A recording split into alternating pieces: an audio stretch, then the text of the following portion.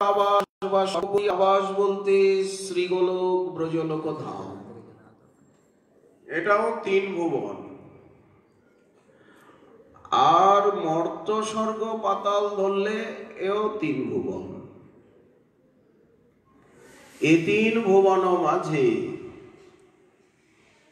অবনী মণ্ডল সাজে। মাঝখানে আছে পৃথিবী, 14 তলা বাড়ির মতো, মাঝে পৃথিবী, 14টাই তো ভুবন। এই পৃথিবী আবার সপ্তদ্বীপের নবখণ্ডে বিভক্ত। তার ভিতরে এই ভারত ভূখণ্ড, আর্যাবর্ত, ব্রহ্মাবর্ত, তার মধ্যে আবার শ্রী গৌরমণ্ডল ভূমি। গৌরমণ্ডল ভূমি কত দূর? অখণ্ড বাংলা। আজকের বাংলা তো 4-5টা টুকরা। সমগ্র বাংলাদেশ কত দূর? ওই দেহঘর, বৈদ্যনাথ, দুমকা, মুঙ্গের, জামালপুর। বাংলার কিছুটা অংশ বিহারে চলে গেছে এখন। বিহার বেঙ্গল ডিভাইড বলে স্বাধীনতার পর অনেক পরে একটা প্রকল্প হয়, তাতে পশ্চিমবঙ্গের অনেকটা অংশ বিহারের ভিতরে চলে যায়। ওই দেহঘর, দুমকা, মুঙ্গের, মন্দার, এখানে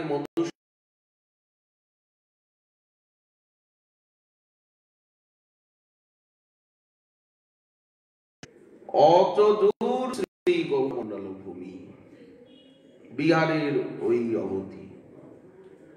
আর এখানে পূর্ব দিকে কত দূর বললেন? একেবারে বর্মা, মায়ানমার অবধি, বাংলাদেশ ছাড়িয়ে গিয়ে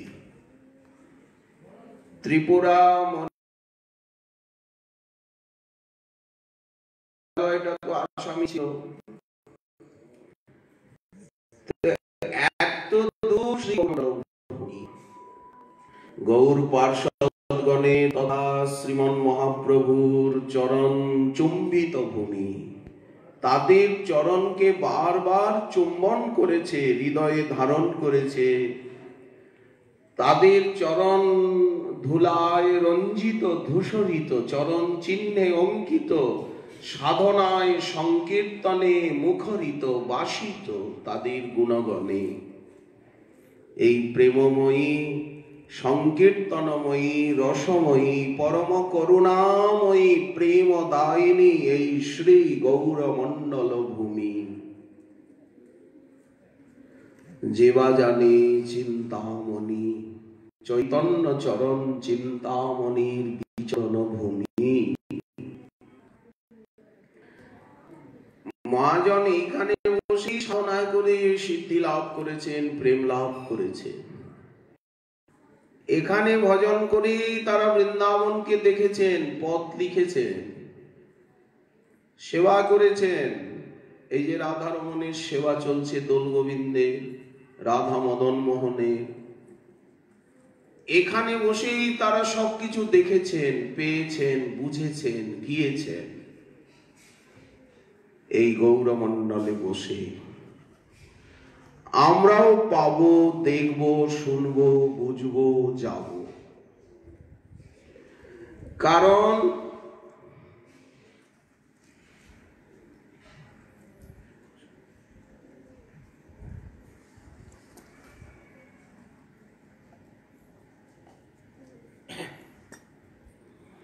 আমাদের ভাগ্য, বাবাজি মহাশয়কে যিনি বুকে বুকে নিয়ে ঘোরেন, বুকে নিয়ে নাচেন, বাবাজি মহাশয় যার বুকের ধন, বক্ষের ধন, তিনি দর্শন দিয়েছেন।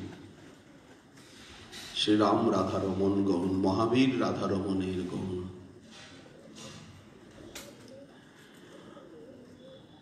সেই শ্রী গৌরমণ্ডল ভূমি। এই গৌরমণ্ডল ভূমিতে পঞ্চধাম বিরাজিত। আমরা তো বললুম গৌরমণ্ডল কতদূর বিস্তৃত। এ কথার প্রামাণিকতা কি? বললেন যতদূর বাংলা অক্ষর, বাংলা ভাষা। আপনারা জানেন মণিপুরীদের নিজস্ব অক্ষর নেই। ভাষাটা একটু ক্লিষ্ট, কিন্তু ওটা পার্বত্য ভাষা। আসামে নিজস্ব কোনো অক্ষর নেই, ত্রিপুরায় নিজস্ব কোনো অক্ষর নেই। বাংলা অক্ষর একটা দুটো অক্ষর মাত্র আসামে ভেদ আছে। একটু পেটটা কেটে দেয়। ওই দেহগড়, দুমকা, মন্দার, জামালপুর, ভাগলপুরের কাছে আমাদের একটা শ্রীপাঠ রয়েছে। নিত্যানন্দ প্রভুর জ্যেষ্ঠ পৌত্র বীরচন্দ্র প্রভুর বড় ছেলের একটা শাখা পাঠ, যাকে বলা হয় শ্রীপাঠ পূর্ণিয়া। শ্রীপাঠ পূর্ণিয়া ভাগলপুরের কাছে, ভাগলপুর থেকেই নেমে যেতে হবে। যে পূর্ণিয়া শ্রীপাঠেরই শাখা পাঠ হচ্ছে বৃন্দাবনে শৃঙ্গার ভোট। সিদ্ধ জগন্নাথ দাস বাবাজি মহারাজের শ্রী গুরুপাদ পদ্ম নিত্যানন্দ বংশাবতংশ প্রভুপাদ শ্রী জগদানন্দ গোস্বামী ওই পূর্ণিয়া শ্রীপাঠে। সিদ্ধ বাবা যখন নিয়ম করেছিলেন 6 মাস ও দেশে 6 মাস এ দেশে, তো কিছুদিন এসে পূর্ণিয়া পাঠে অবস্থান করতে। পরে তো অতিবৃদ্ধ হয়ে গেলেন, আর চলাচল সম্ভব হলো না, আর প্রয়োজনও পড়ল না। তোমরা ব্রজে থাকো, আমি নবদ্বীপেই থাকবো। একটু রাগারাগিও হলো ওখানকার পঞ্চায়েতি যারা, তাদের সঙ্গে। বলেন আপনি আমাদের সর্বমূর্ধন্য হয়ে আর মেথরের কাছ থেকে চেয়ে রুটি কেন? বিহারী বললেন এটা তো আপনারই, আপনাকে আমি প্রসাদ পাইয়ে বিশ্রাম দিয়েছি, এর মধ্যে আপনার ক্ষুধা লেগে গেল যে আপনি মেথরানির কাছ থেকে চেয়ে আর তাদের জুরির থেকে নিয়ে আর রুটি পেলেন। দেখুন তো আপনাকে নিয়ে দরবার হচ্ছে এখন। এরা জাতপাতের ভিতরে আছে, আপনার আচরণ বুঝবে কেন? তো বাবা বললেন আমি তো এখানে, আমি দেখছি 60,000 মুনি ঋষি, তারা সব নিচু কুলে মেথর হয়ে জন্মে, ভাঙি হয়ে জন্মে রজের সেবা করছে, রজের সেবা করছে। আর আমরা খাট পালঙ্কে শুয়ে রজরানীর কৃপা চাই। আচ্ছা ওরা ওদের মতো থাক, চল বিহারী গৌরমণ্ডলে যাই।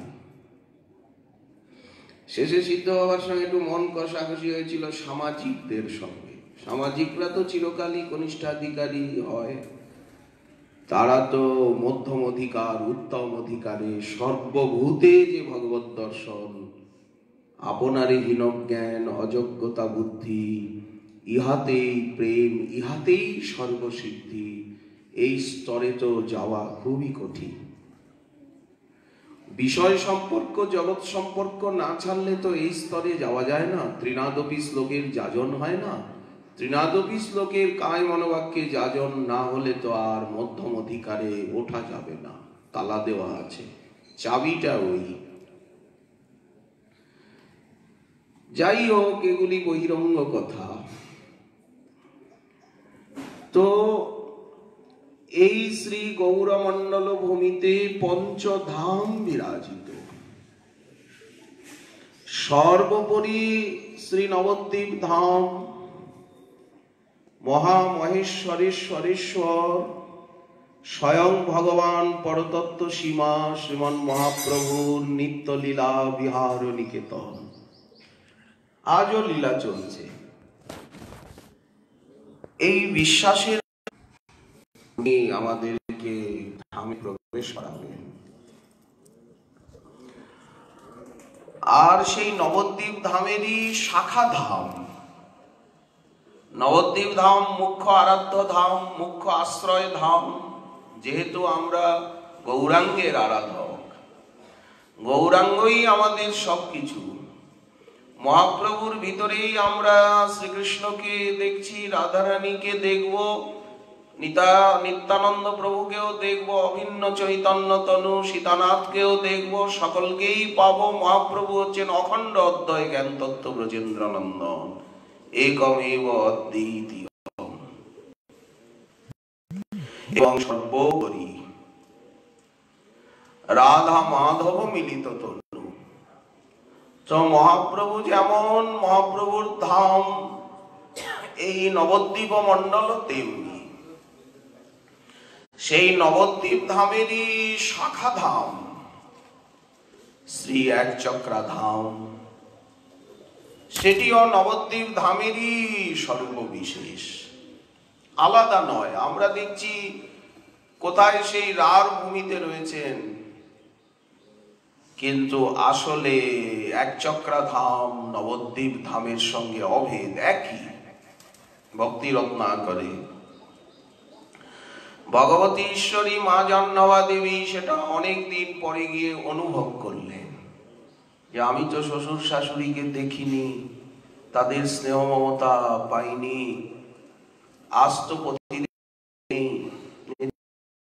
আগেই বাকারায়ে বিলীন হয়েছেন।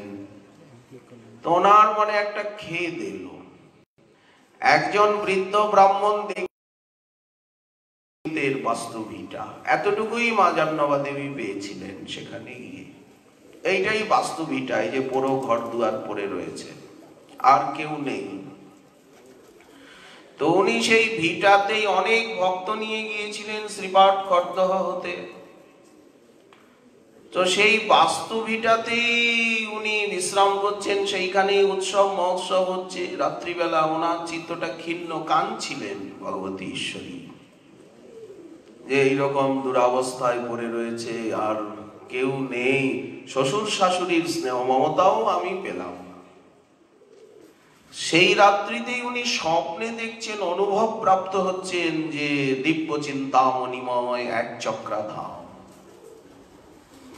সবই আছে সেখানে, যোগপীঠ মণিমন্দির, যেমন ধামের বর্ণনা, দিব্য চিন্তামণি ধাম। সেখানে দেখছেন নিত্যানন্দ প্রভুর দিব্যাতি দিব্য আলয়,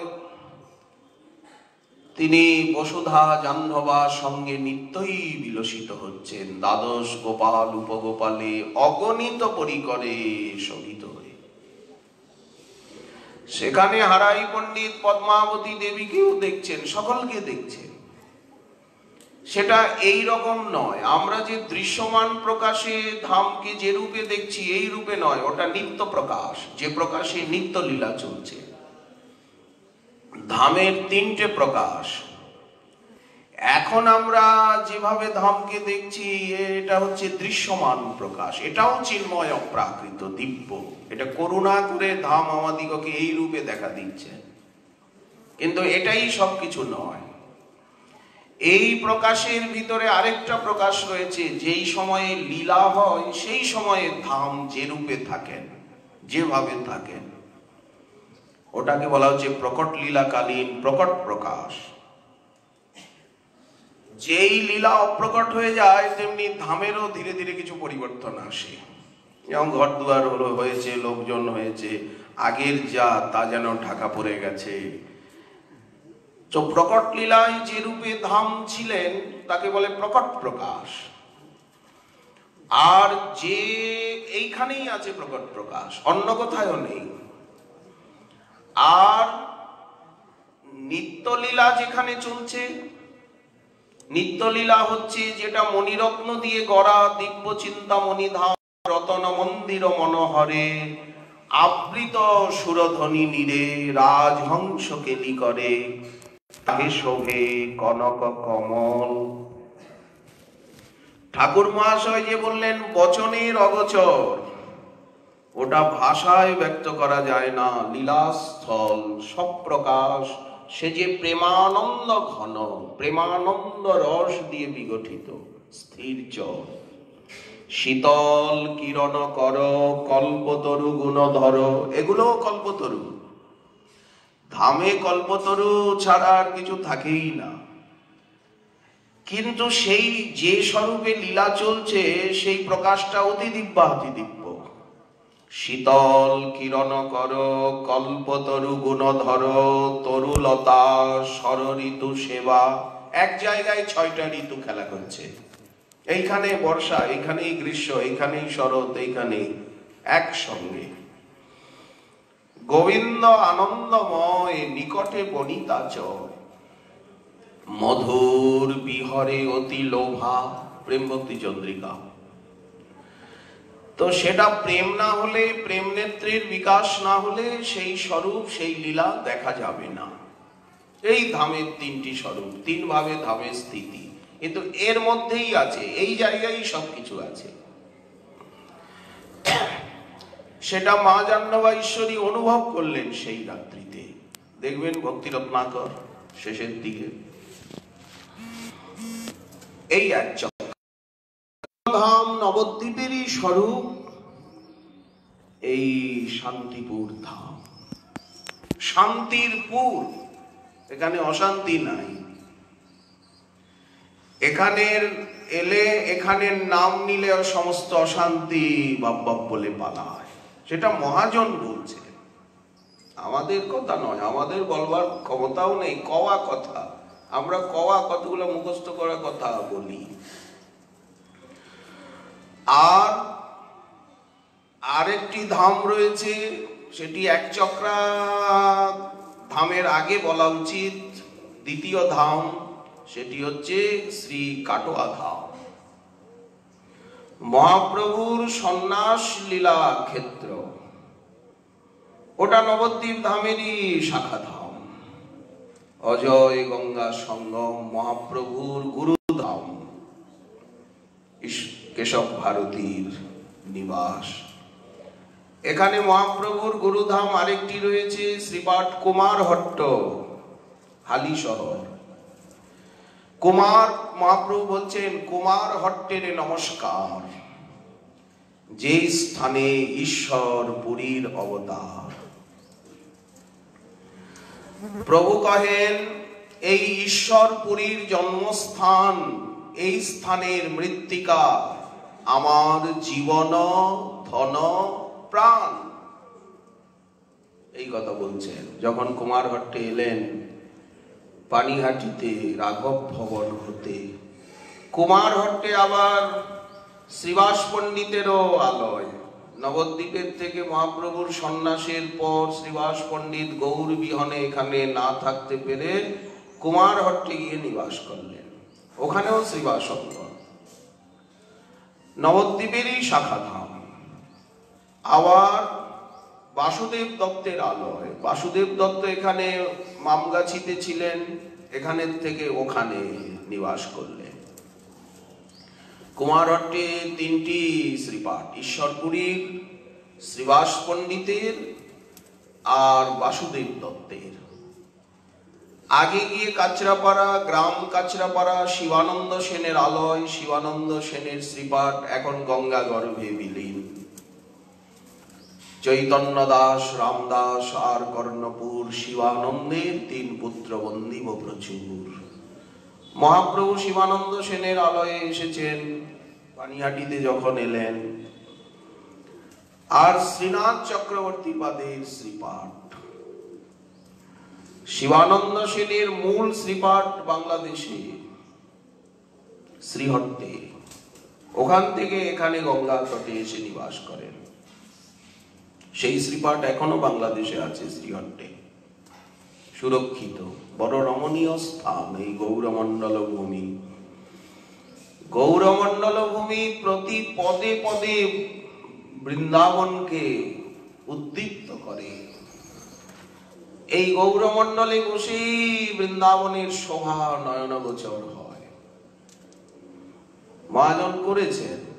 তো কাটোয়া ধাম শ্রীমন মহাপ্রভুর গুরুধামও বটে, আবার সন্ন্যাস লীলা প্রকটন ভূমি। 3 বাঞ্ছা প্রপুরণ বাসনার প্রকটন ভূমি। সন্ন্যাসের থেকেই 3 বাঞ্ছা যে পরিপূরণ লীলা সেটা প্রারম্ভ হলো। সেটাই নীলাদ্রি। মন্ত্র মন্ত্র দেবতা একীভূত হয়ে অবস্থান করছে। বৈঠব আপন ঠামে দক্ষিণে শ্রী নিত্যানন্দ ছত্রধরি পণ্ডিত গদাধর বামে তব কই মোহে লেই তাহা যায়। কে নিয়ে যাবেন? গুরুদেব নিয়ে যাবেন। গুরুদেব ছাড়া কে আছে? কে নিয়ে যাবে? কে নিতে পারে? কার ক্ষমতা আছে? আমি হে রব সৌমুখচন্দ্র। এটা নিত্যলীলা দেখতে চাইছেন মহাজন। শ্রম জল সকল। গুরুদেব বলবেন কি? দাঁড়িয়ে দাঁড়িয়ে দেখছো, যাও চামর বেজন করো, পাকা করো।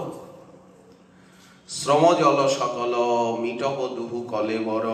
আমি পাও অব প্রেম আনন্দ, সেবানন্দ অনুভব করব, প্রেমানন্দের অনুভব হবে। এর মধ্যেই ঈশান দাস এসে গেছেন যে আহার সামগ্রী প্রস্তুত, নারায়ণের ভোগ হয়ে গেছে, অপেক্ষা করছেন মা প্রিয়াজি।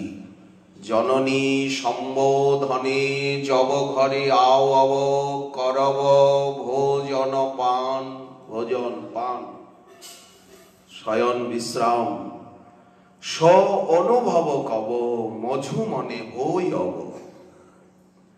সেই নিত্যলীলার অনুভব আমার কবে হবে? প্রতিপদে প্রতিমুহু গৌরলীলা হয় নিত্য সত্য, এই সুদৃঢ় বিশ্বাসে। ওই অনুভবটা পাওয়ার জন্যই তো এত ঘষা মাজা, দৌড়াদৌড়ি। স অনুভব কব মঝু মনে হই অব, কহ রাধা মোহন দাস। এই হচ্ছে লীলার নিত্যত্বের ইঙ্গিত, সাধনার ইঙ্গিত। শান্তিপুর ধাম হলেন তৃতীয় ধাম, চতুর্থ ধাম। তারপরে কাটোয়ার পরে এক চক্রা এলেন, এক চক্রার পরে এলেন শান্তিপুর ধাম। আর পঞ্চম ধাম হচ্ছে খড়দহ ধাম। খড়দহকে ধাম বলছেন কেন? শ্রীপাঠ খড়দহ বলা হয় তো, মুখ্য শ্রীপাঠ। গৌরমণ্ডলে যত শ্রীপাঠ রয়েছে তার মধ্যে খড়দহ শ্রীপাঠ মুখ্য। কিন্তু ধাম বলছেন কেন?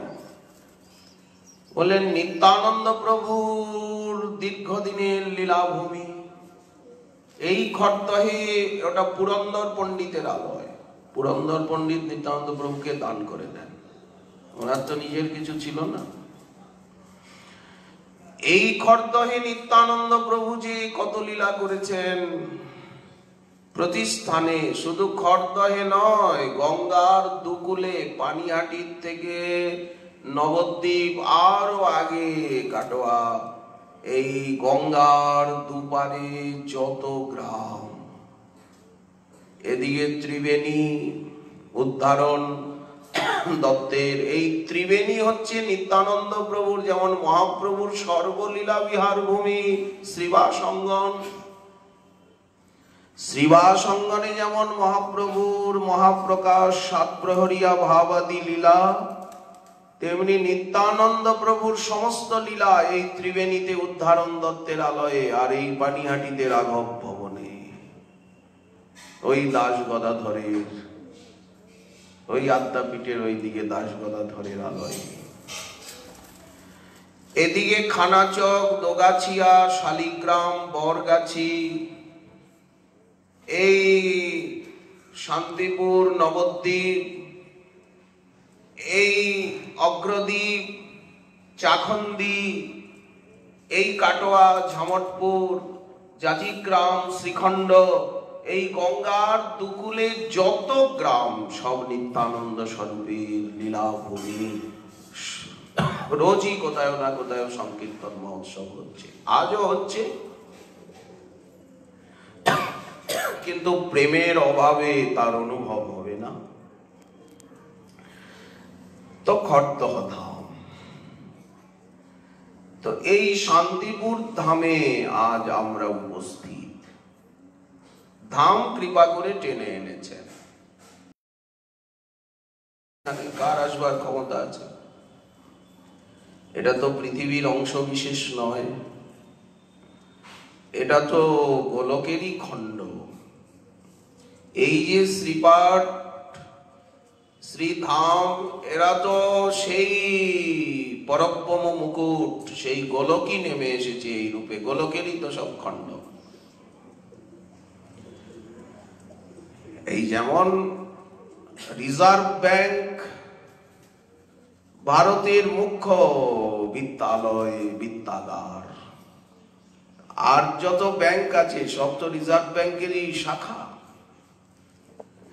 একটা মূল ব্যাংক থাকে, হেড অফিস, আর বাকি সব ব্যাংকগুলি ব্রাঞ্চের শাখা হয় না? তেমনি শ্রীপাঠ গুলো নবদ্বীপ ধামেরই ছোট ছোট শাখা প্রকাশ। ওইখানে সব প্রেম ভক্তি, নাম প্রেম বিতরণ হচ্ছে, সেবা বিতরণ হচ্ছে। নাম প্রেম মালাগাথি পরাইল সংসার, ওগুলি বিতরণ কেন্দ্র। নাম প্রেম সিদ্ধান্ত সদাচার সাধনের শাস্ত্রে। মহাজন বলছেন যে এ তিন ভুবন মাঝে অবনী মণ্ডল সাজে, তাহে পুন অতি অনুপ দুঃখ শোক তাপত্রয়। কিছু বাদ রইল, দুঃখ শোক ত্রিতাপ, যার নামে শান্ত হয়, হেন সেই শান্তিপুর গ্রাম। শান্তিপুরের নাম নিলেই সব শান্তি হয়ে গেল, অশান্তি দূরে গেল, শান্ত হয়ে গেলাম আমরা। কখন শান্ত হয় মানুষ? কৃষ্ণ ভক্ত হলে পরে। তা না হলে কি ব্রহ্মাও শান্ত? না, অশান্ত। ব্রহ্মারও মৃত্যু আছে। দিকপাল লোকপাল ইন্দ্র কি শান্ত? বলেন না। রাজ রাজেশ্বর শান্ত? বলেন ভারী অশান্ত। কেন? বললেন এরা তো অস্থির। নলিনী দলজল, ব্রহ্মার আসনটাও নলিনী দলজল, ইন্দ্রেরও। আর এই জগতের সাধারণ রাজ রাজেশ্বরদের কথা কি, সবই তো চলে যাবে, স্রোত আছে নাই। আমরা আজ আছি, কাল থাকবো না।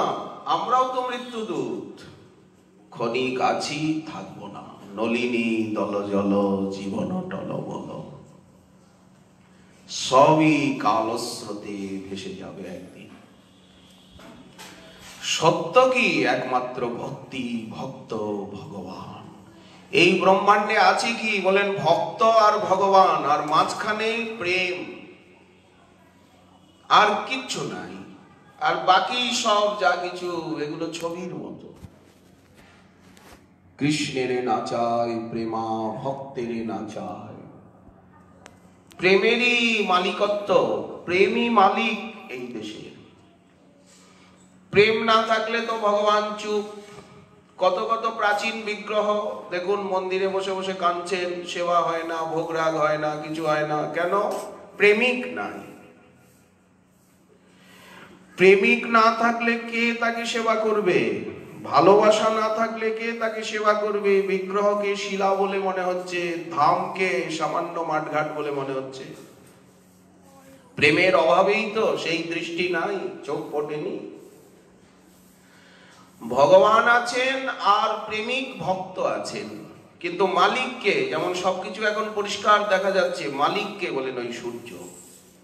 সূর্য না থাকলে অন্ধকার, কিচ্ছু দেখা যাবে না। ভূত পেট ঘুরছে বলে মনে হবে, গাটা চমচম করবে।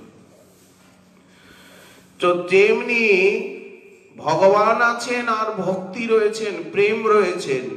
যারা প্রেমের সাধনা করছেন তারা ভক্ত, যারা পেয়ে গেছেন পরিপক্ক। এই প্রেমই হচ্ছে সূর্যের মতো, সবকিছু দেখিয়ে দেয়, বুঝিয়ে দেয়, জানিয়ে দেয়। এই জন্য মহাপ্রভু আমাদেরকে বললেন, বৃথা প্রাণ দেহে রাখি, এত বলি প্রভু করেন ক্রন্দন। ভক্তগণ, আমাকে একটু প্রেম দাও। তোমরা ভক্তি রস পাত্র, তোমরা প্রেম দিতে পারো, তোমরা প্রেমের ভান্ডারী।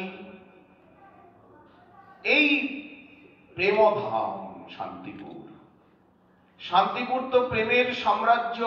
এই জন্য শান্তিপুর প্রেম দিতে পারে, এটা প্রেমের সমুদ্র। প্রতিটি রজ কণা বৃক্ষ লতা আকাশ বাতাস প্রেম রসে অভিষিক্ত।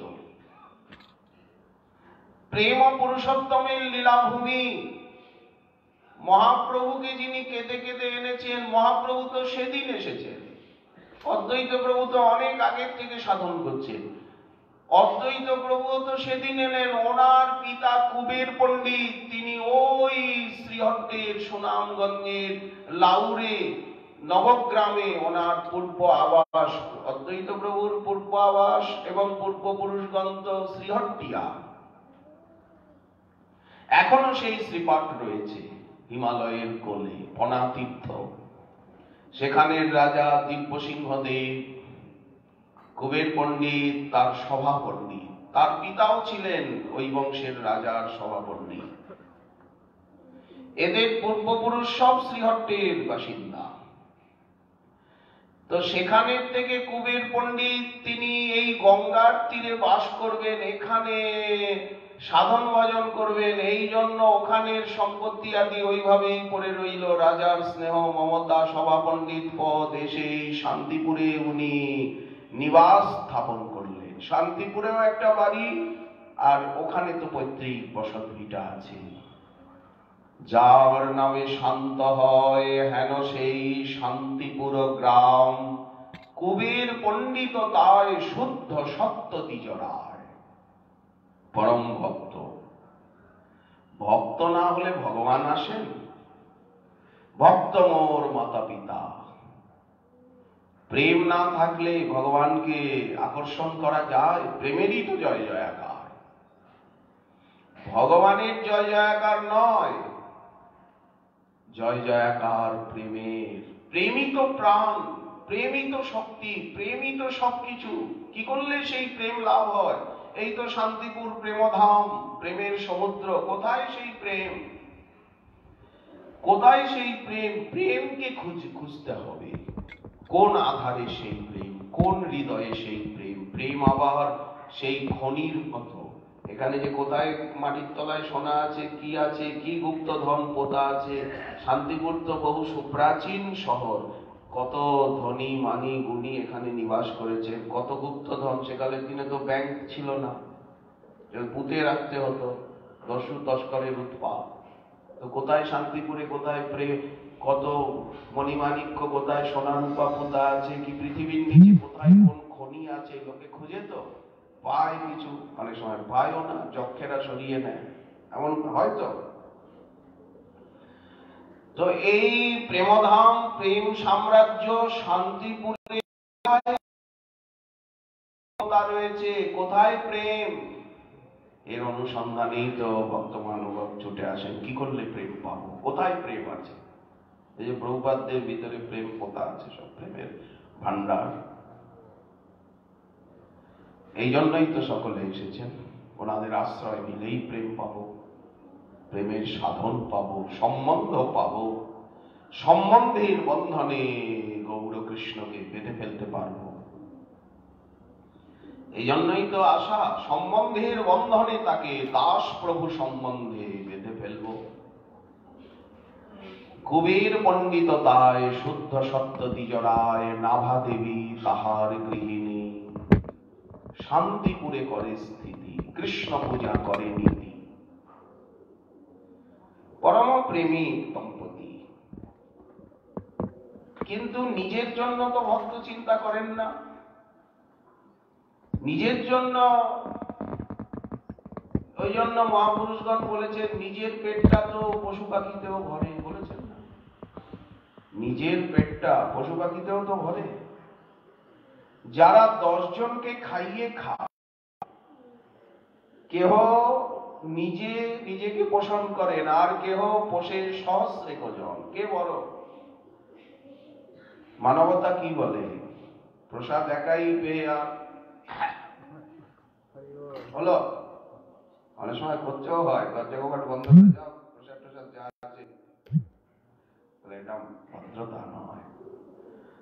জগতের দিকে তাকিয়ে কুবের পণ্ডিত নাভা দেবী দেখছেন ভক্তি শূন্য দেখিয়া অবনী।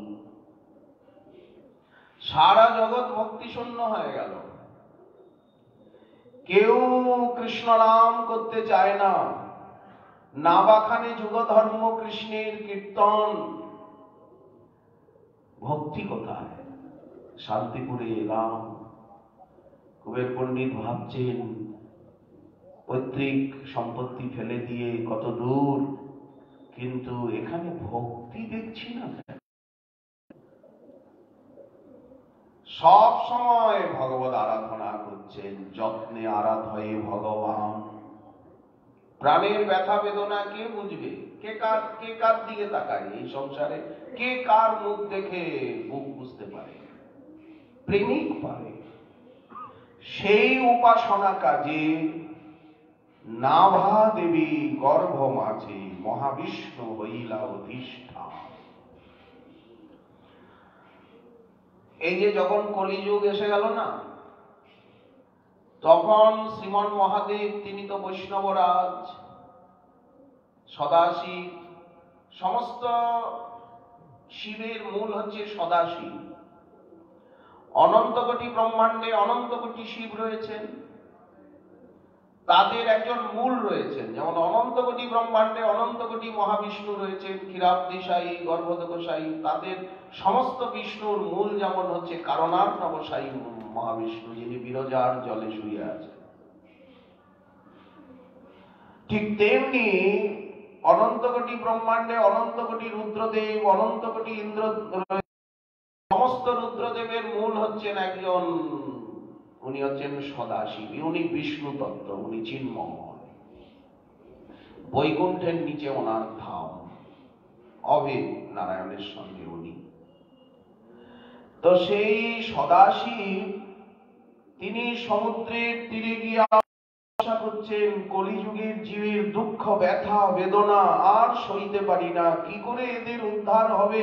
এরা যে একেবারে নাস্তিক হয়ে গেল, ভগবানের নাম শুনলেই, ভক্ত দেখলেই তেলে বেগুনে জ্বলে পড়ে।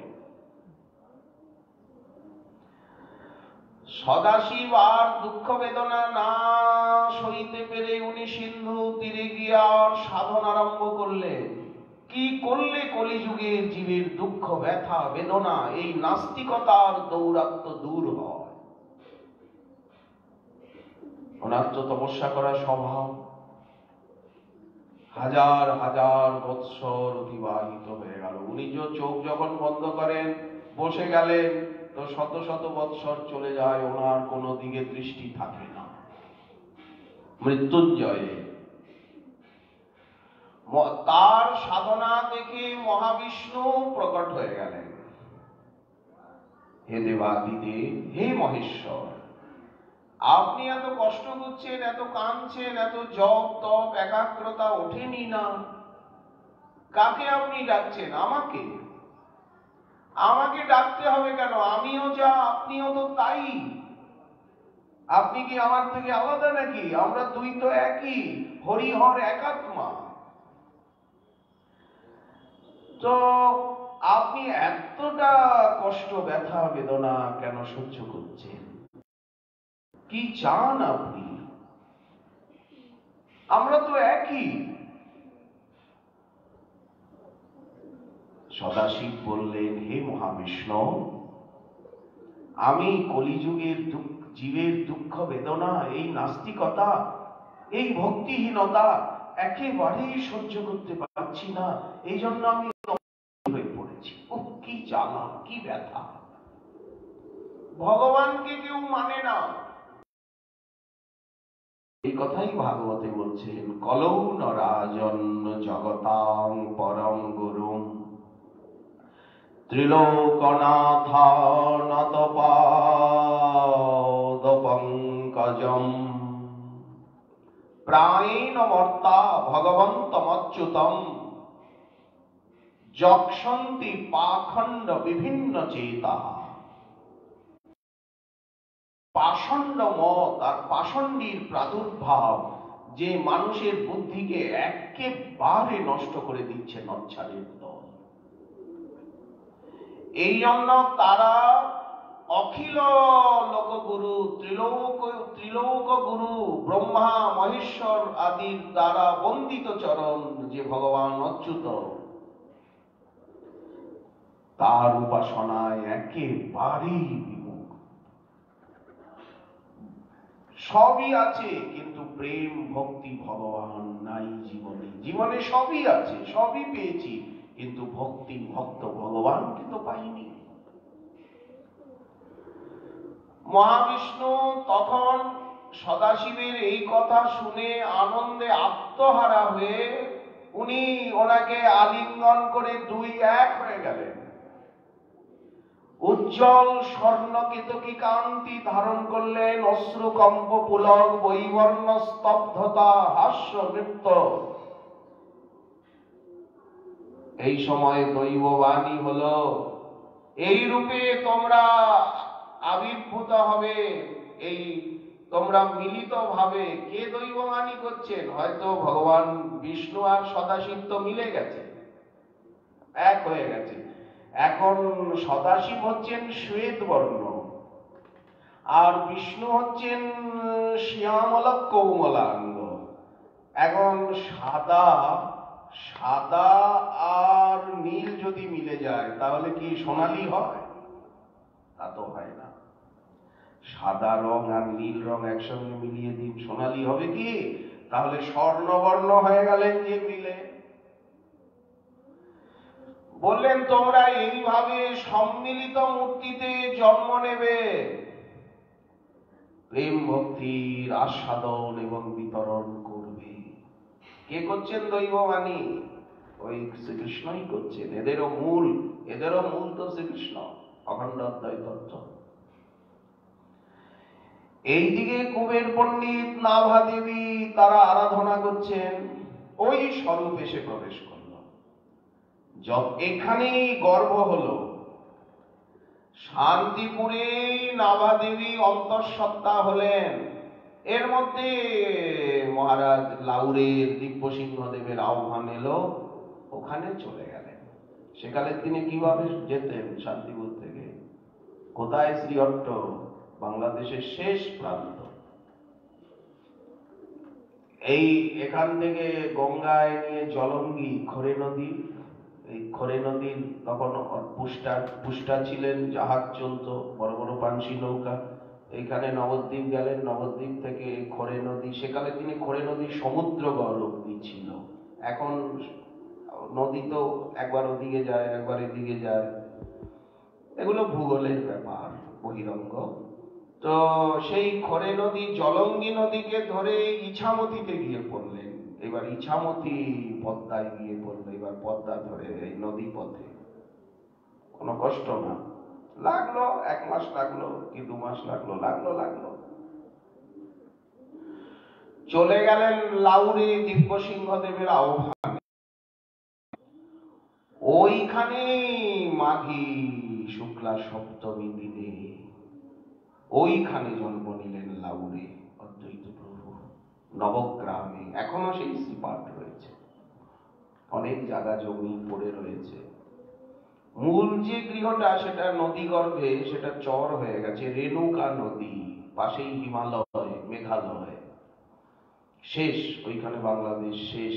এই হিমালয় পাহাড় দেখা যাচ্ছে, উপরে মেঘালয়, ভারী সুন্দর। পাশেই মাধবেন্দ্র পুরীপাদের আবির্ভাব স্থান, পূর্ণিপাঠ। শ্রীহট্টের পূর্ণিপাঠে আবির্ভূত মাধবেন্দ্র পুরী। এত মধুর গৌরমণ্ডলের সেই স্থানগুলি। সেই অদ্বৈত প্রভুর যে জন্মস্থানের শ্রীপাঠ রয়েছে নবগ্রামে, অনেক জায়গা জমি বহু কিছু পড়ে রয়েছে। আবহাওয়াও খুব সুন্দর, আর সামনেই গঙ্গার মতো বিরাট খরস্রোতা প্রশস্ত নদী, ওই পনাতীর্থ। ওখানের থেকে বিদ্যা শিক্ষা অধ্যয়ন করে কৈশোর কাল অতিবাহিত করে এই যৌবনের প্রথমে উনি তীর্থ ভ্রমণ এবং আরো বিদ্যা শিক্ষা লাভের আশায় কমলাক্ষ তিনি এই শান্তিপুরে নিজের পিতৃ আবাস এখানে এসে উপস্থিত হলেন। অদ্বৈত প্রকাশ, অদ্বৈত প্রভুর লীলামৃত যত যত গ্রন্থে বর্ণিত আছে তার ভিতরে সর্বশ্রেষ্ঠতম সুন্দরতম গ্রন্থ হচ্ছে অদ্বৈত প্রকাশ। গ্রন্থখানা একেবারে কণ্ঠ করে নেওয়া উচিত সকলে, সবার। কারণ অদ্বৈত প্রভু তো সকলেরই আরাধ্য। তিন প্রভু এক তনুমন, ইথে ভেদ বুদ্ধি যার, সে যাউক ছাড় খার, তার হয় নরকে গমন। তারপরে তো উনি বেদ অধ্যয়ন করে এই বেদ পঞ্চানন উপাধি পেলেন গুরুদেবের কাছের থেকে বৈদ্যবাটি গ্রামে গিয়ে। সেখানেও অনেক লীলা, লাউরেও অনেক লীলা। একদিন দীপান্বিতার রাত্রি, ওখানে দেবী পূজা হচ্ছে। দিব্যসিংহদেব তিনি শক্তি আরাধক। তো সেইখানে দীপাবলির রাত্রি, দেওয়ালি, সব উপস্থিত। কুবের পণ্ডিত বসে আছেন, সেখানে কমলাক্ষ কিশোর গিয়ে উপস্থিত। কমলাক্ষ এইরকম দেবীর সামনে সোজা হয়ে দাঁড়িয়ে আছে, প্রণাম করে না, দণ্ডবোধ করে না, দেব দেবীকে প্রণাম করে না কমলাক্ষ। রাজা বললেন, কমলাক্ষ তুমি এত উদ্ধত কেন? জগৎ জননী বিশ্ব প্রসবিনীকে দণ্ডবোধ করো। সবাই দণ্ডবোধ করছে, পিতাও রয়েছে। উনি বললেন, মহারাজ আমি এক কৃষ্ণ আর কাউকে, এক বিষ্ণু ছাড়া কাউকে আমি দণ্ডবোধ করি না। কুবের পণ্ডিত বললেন, কমলাক্ষ তুমি বড় বার করে গেছ, তুমি অল্প বিদ্যা ভয়ঙ্করী। দেবী ভক্তি মুক্তি, ভক্তি প্রদায়িনী, উনি কৃপা করলে বন্ধন মুক্তি দেন, মায়ামোহ হাত থেকে। উনি পরম করুণাময়ী। আমি আজ্ঞা করছি তুমি প্রণাম করো। কেন এসেছো এখানে? এই দেবী পূজা বাসরে কমলাক্ষ, আপনি আমাকে আদেশ করছেন, আমি প্রণাম করব, কিন্তু যদি কোনো অনর্থ হয় তাহলে কিন্তু আমাকে দোষ দিতে পারবেন না। কুবের পণ্ডিত বললেন, কি আবার অনর্থ? কমলাক্ষ যাও প্রণাম করো। দেবীকে প্রণাম করবে না? জগৎ জননী বিশ্ব প্রসবিনী, পরম করুণাময়ী, প্রেম ভক্তি দায়িনী। ভারী তেল। এই কমলাক্ষ পিতার আজ্ঞায় ধীরে ধীরে, ওনার ইচ্ছা নেই, গিয়ে দেবীকে যেই প্রণাম করেছেন, সঙ্গে সঙ্গে প্রতিমার থেকে দেবী অন্তর্হিতা হয়ে চলে গেলেন। ভয় পেয়ে দেবী পালিয়ে চলে গেলেন। মূর্তি সশব্দে প্রতিমা বিদীর্ণ হয়ে গেল।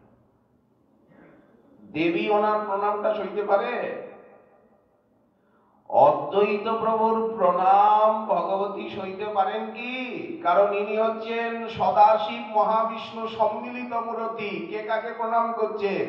যদি যেমন ঠাকুর অভিরাম খানাকুলে, উনি দেবদেবীকে প্রণাম করলে দেবদেবী প্রতিমা একেবারে ফেটে গুঁড়ো গুঁড়ো হয়ে যেত। ওনার প্রণামটা কি করে নেবে? দেবদেবীর ক্ষমতা আছে অদ্বৈতের প্রণাম নেয়, গৌরগণের প্রণাম নেয়। কেন ফেটে যেত? বলেন, উনি রাধারানীর, অবিরাম হচ্ছে রাধারানীর বড় দাদা ছিদাম, ছিরিদাম। তার আবার জন্ম হয়নি, সোজা ওখান থেকে চলে এসেছে। নিত্যানন্দ প্রভু যখন বৃন্দাবনে, তখন এই শ্রীদামকে গোবর্ধনের গুহার থেকে টেনে বের করেন। দেখেন বিরাট লম্বা, সেই দাপরের মানুষ তো লম্বা ছিল। তখন শ্রীদামকে বলে যে তুই একটু ছোটখাটো হতো, এই যুগের যুগোপযোগী হ। যেমন আমরা সাধু মহাত্মাদের বলি ছেলেদের, তারা একটু যুগোপযোগী হও না, একটু স্মার্ট হও না। একেবারে জড় সরট, একেবারে চলতেই লাগে 1 ঘন্টা, শুতেই লাগে, উঠতেই লাগে। আরে বাবা, একটা জগৎ ভাবটা ত্যাগ করো না, একটু আধুনিক হও না। ঠিক সেই রকম। তো ওনাকে খাটো খাটো করে ওনাকে নিয়ে নিতাই চাঁদ গৌরমণ্ডলে আসেন নবদ্বীপে। তো সেই শ্রীদামী অভিরাম, ওনার জন্ম হয়নি, মাতা পিতা নেই, দেখবেন অভিরাম লীলামৃত গ্রন্থ। তো ওনার রাধারানীর বড় দাদা, রাধারানী যাকে সবসময় প্রণাম করে, তার প্রণাম সাধারণ মাইক জগতের দেবদেবী নিতে পারে? ওই জন্য দেবদেবী প্রতিমা ফেটে যায়। প্রণামটা কে নিতে পারে? আপনি যাকে প্রণাম করছেন তার থেকে উনি বড় হবেন সব দিক থেকে শক্তিতে। তা না হলে যদি একজন বড় ব্যক্তি ছোটকে প্রণাম করে আর সে যদি সেই প্রণামটা প্রতি প্রণাম হাতে হাতে ফিরিয়ে না দেয়, প্রতি প্রণামটা না করে, তাহলে তো তার ক্ষতি হয়ে যাবে। ক্ষতি হবে কি না? ওই জন্যই তো কার ভিতরে কতখানি ভক্তি আছে কি আছে এ তো জানা যায় না। এখন কেউ এসে প্রণাম করবার আগেই তাকে প্রণাম করে নিজেকে নিজে বাঁচাতে হয়। আপনি কি প্রণাম করবেন? আপনি অত দূরে আছেন, আপনার পা দুটো দেখেই, আপনার পায়ের আওয়াজ শুনেই উনি প্রণাম করে পা দুটো মাথায় নিয়ে নিয়েছেন, বুকে নিয়েছেন, আপনি সেটা বুঝবেন? ওটা তো মানস, এটা তো মনে মনে হচ্ছে। তো এই ঘটনায় কমলাক্ষ খুব লজ্জিত হয়। উৎপাত হলো, পূজাটা পণ্ড হয়ে গেল সেই দিন অমাবস্যার রাত্রে, দীপাবলি, প্রতিমাই গুঁড়ো গুঁড়ো হয়ে গেল, সবাই হাহাকার করলেন। কমলাক্ষ বলল, পিত, আমি তো আগেই বলেছিলাম যে আমি কোন দেবদেবীকে প্রণাম করি না, আমার আরাধ্য একমাত্র ভগবান শ্রীকৃষ্ণ। বিষ্ণু নারায়ণের আরাধ্য কে? নারায়ণের আরাধ্য তো স্বয়ং ভগবান শ্রীকৃষ্ণ। কার কে নারায়ণের আরাধ্য হবে? সদাশিবের আরাধ্য হবে। তো অঘটন হয়ে গেল, উনি লজ্জায়, এই ঘটনায় কমলাক্ষ খুব লজ্জিত হলেন। লজ্জিত হয়ে আত্মগোপন করে শান্তিপুরে এসে এখানে লেখাপড়া করে বেদ পঞ্চানন উপাধি পেলেন। তারপরে শ্যামদাস বলে এক দিগ্বিজয়ী পণ্ডিত এলেন, নানা দেশ জয় করে উনি ওনাকে পরাজিত করলেন। গঙ্গার তীরে বসেছিলেন, গঙ্গার মহিমা কিছু শুনতে চাইলেন। গঙ্গাকে উনি শ্রীকৃষ্ণের দাসী বললেন, বিষ্ণুর দাসী বললেন, শ্রীকৃষ্ণের ভক্তানি বললেন। কমলাক্ষ এখানে ভুল ধরে ফেললেন, বলে আপনি কি বলছেন? উনি ভক্তানি কি করে হলো? বিষ্ণুই বিগলিত হয়ে গঙ্গা হয়েছে। শ্রীমন মহাদেবের পুরাণে আছে যে মহাদেবের মুখে কৃষ্ণ গুণগান শুনে আর বিষ্ণু বলে যান, বিগলিত হয়ে উনি নদীর আকারে প্রবাহিত হতে থাকেন। এই জন্য গঙ্গাকে বলা হয় বিগলিত ব্রহ্ম, দ্রব ব্রহ্ম। ওখানে দারু ব্রহ্ম। মহাপ্রভু বলছেন, সার্বভৌম তোমার দারু ব্রহ্মের সেবা করো, আর তোমার জ্যেষ্ঠ ভ্রাতা বিদ্যা বাচস্পতি উনি জলব্রহ্মের সেবা করুন।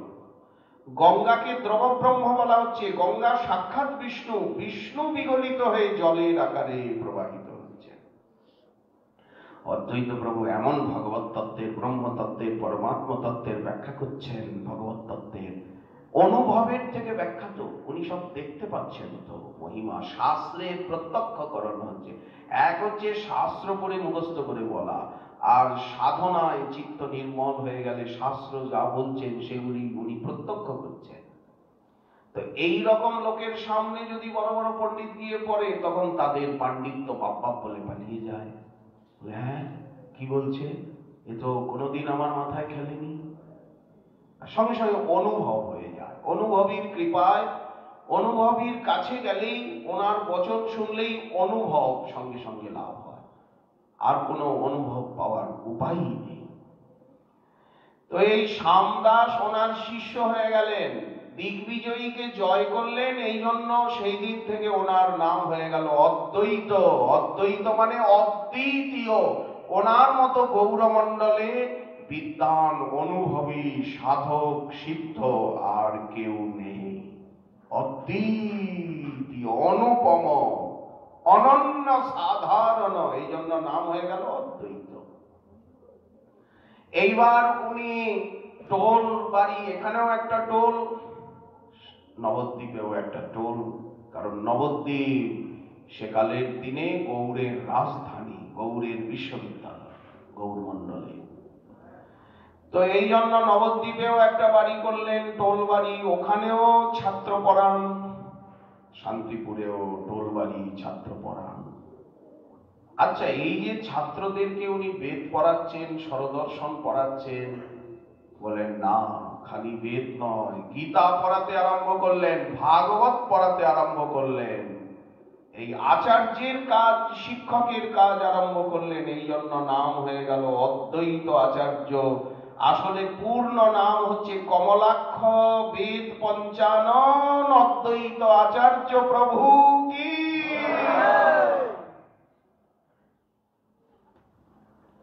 এই পরিপূর্ণ।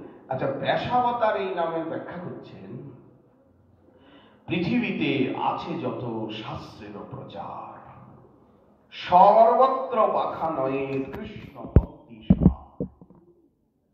ভক্তি ছাড়া উনি আর কোনো ব্যাখ্যা করেন না। তখন গীতার শ্লোক বুঝতে যদি না পাচ্ছেন তো উপবাস করছেন না। এই শ্লোকটা বুঝতে পারছিলেন না, সর্বতঃ পানি পাদম তৎ সর্বতঃ শিশিরো মুখম সর্বতঃ শ্রুতিমন লোকে সর্বমাবৃত্য তিষ্ঠতি। এখানে সর্বত হবে না সর্বত্র হবে? চৈতন্য ভাগবতে আছে, উপোস করছে। ত্রিভুবনে আছে যত শাস্ত্রের প্রচার, সর্বত্র বাখানয়ে কৃষ্ণ ভক্তি সার। এই জন্য আচার্য অধ্যাপনা, অনর্গল অধ্যাপনা। এর মধ্যে উনি তীর্থ ভ্রমণে চলে গেলেন। গণ্ডগীতে গিয়ে শালগ্রাম শিলা নিয়ে এলেন। এই যে সামনে প্রভু বিরাজ করছেন, নৃসিংহ শালগ্রাম। তারপরে এই ভ্রমণ করতে করতে বৃন্দাবনে গিয়ে উপস্থিত কৃষ্ণলীলা ভূমিতে, সেইখানে দ্বাদশাদিত্য টিলা, যেখানে কালীয় দমনের পর শ্রীকৃষ্ণ বসেছিলেন, একবারে 12টি সূর্য উদিত হয়ে ওনাকে সেবা করেছিল। সূর্যের 12টি গুহ রয়েছে, এই জন্য বলে দ্বাদশাদিত্য। ভাগবতেও আছে দ্বাদশ স্কন্ধে। তো শ্রীকৃষ্ণের অঙ্গের থেকে তখন ঘাম নিঃসৃত হতে থাকে। জলের মধ্যে এতক্ষণ ছিলেন তো, কালিয়ের সঙ্গে পারাপারি হয়েছে, পরে নেচেছেন। একবারে সূর্যদেব 12টি রূপ ধরে আর ওনাকে তাপ দিতে থাকে। কাঁপছিলেন ঠান্ডায়, একটু শরীরটা গরম হয়ে যায়, ঘামতে থাকে। সেই ঘর্মটা বেরিয়ে আসে ধারার আকারে, যমুনায় মিলিত হয়। ওই জন্য ওই স্থান, ওই ঘাটের নাম হচ্ছে প্রস্কন্দন তীর্থ, প্রস্কন্দন ঘাট। আচ্ছা, সেইখানে উনি আছেন। হঠাৎ প্রত্যাদেশ পান, এই যে বটগাছটা দেখছ না, এই যে টিলা, এইখানে মাটির নিচে আমি আছি। আমার সেবকরা যখন যবনরা আক্রমণ করে, তখন আমার সেবকরা, তখন ভারতবর্ষে পাঠান বংশ, ইব্রাহিম লোদি, এই লোদি বংশ পাঠান বংশ, তখন মোগল বংশ আসেনি, পাঠান বংশ ভারতের শাসক। তো এই যবনদের অত্যাচারে আমার সেবকরা করেছে কি, এইখানে আমায় মাটির তলায় রেখে তারা পলায়ন করেছে প্রাণ ভয়ে। মথুরা বারবার আক্রমণ হয়, বারবার বিধ্বস্ত হয় পাঠান মোগলদের দ্বারা। তো সেই থেকে আমি এইখানে আছি, আমাকে উদ্ধার করো। প্রত্যাদেশ পেয়ে উনি উদ্ধার করলেন। বিশাল বিগ্রহ, একই প্রস্তরে, যেমন মাধবেন্দ্র পুরীপাদের গোপালজি একই প্রস্তরের উপরে সুঠাম কৃষ্ণ বিগ্রহ। নাম হলো শ্রী মদন মোহন। এই বজ্রনাভের স্থাপিত, বজ্রনাভ কর্তৃক নির্মিত প্রতিষ্ঠিত শ্রীকৃষ্ণের প্রপৌত্রের সেই বিগ্রহকে উনি উদ্ধার করলেন, সেবা পুজো করছেন। এর মধ্যে যবনরা এসে, মথুরা তখন যবনদের অধীন, জঙ্গলাকীর্ণ, বৃন্দাবনে কিচ্ছু নাই, কোনো মন্দির নাই, কিচ্ছু নাই, খালি জঙ্গল আর জঙ্গল। যা কিছু আছে মথুরার, তাও সেখানে এদের কোনো প্রাধান্য নাই, বিধর্মী গণেরই। তো যবনরা জানতে পারলো যে মূর্তির আবার পুজো করতে আছে, ভেঙে গুড়িয়ে দেব। মূর্তি পূজাটা শয়তানের পূজা না, শয়তানকে প্রশ্রয় দেওয়া। ওরা অস্ত্র শস্ত্র নিয়ে আর মূর্তি গুঁড়ো গুঁড়ো করতে এসেছে, ভাঙতে এসেছে। এখন মদন মোহন ভয় পেয়ে, অনেক ফুল ওনার চরণে তো অনেক ফুল টুল দেওয়া আছে না, উনি ভয় পেয়ে ছোট হতে হতে হতে হতে হতে হতে ওই ফুলে গেছে। এখন অস্ত্র শস্ত্র নিয়ে যবনরা মথুরার থেকে এসে দেখলো মন্দির নয়, তখন গাছের তলা একটা পণ্ডিত ঝুপড়ি, বলে কই ঠাকুর তো নাই, ঠাকুর হিন্দুরা বসে নিয়ে চলে গেছে কোথায়? তো ওরা তো চলে গেল। অদ্বৈত প্রভু কান্নাকাটি করছেন পূজারীর মুখে শুনে যে কি হলো, ঠাকুরকে ওরা নিয়ে চলে গেল। উনি ভাবছেন যবনরা নিয়ে পালিয়েছে। উনি বৃন্দাবন দর্শন করছিলেন, এদিকে ওদিকে ঘুরছিলেন, যমুনার তীরে জঙ্গল তো, এর মধ্যে যবনরা এসে এই কীর্তি করেছে। উনি ভাবছেন, আহার নেই, নিদ্রা নেই। মদন মোহন বললেন, আমি কোথায়ও যাইনি, ছোট্ট হয়ে আর আমি ফুলের ভিতরে লুকিয়ে আছি। উনি এসে সেখানে উদ্ধার করলেন। ঠাকুর আবার বড় হয়ে গেলেন। বিগ্রহ তো নয়, সাক্ষাৎ। বিগ্রহ মনে করলে তো আর ভক্তি হয় না, ভজন হয় না, ওটা তো অপরাধ হয়ে যায়। এই জন্য মদন মোহনের নাম হয়ে গেল মদন গোপাল, ওই যে ছোট আকৃতি হয়ে গেছিলেন। এখন মদন মোহন বললেন যে চৌবে আসবে চতুর্বেদী ব্রাহ্মণ মথুরার থেকে, তুমি আমাকে তার হাতে দিয়ে দিও।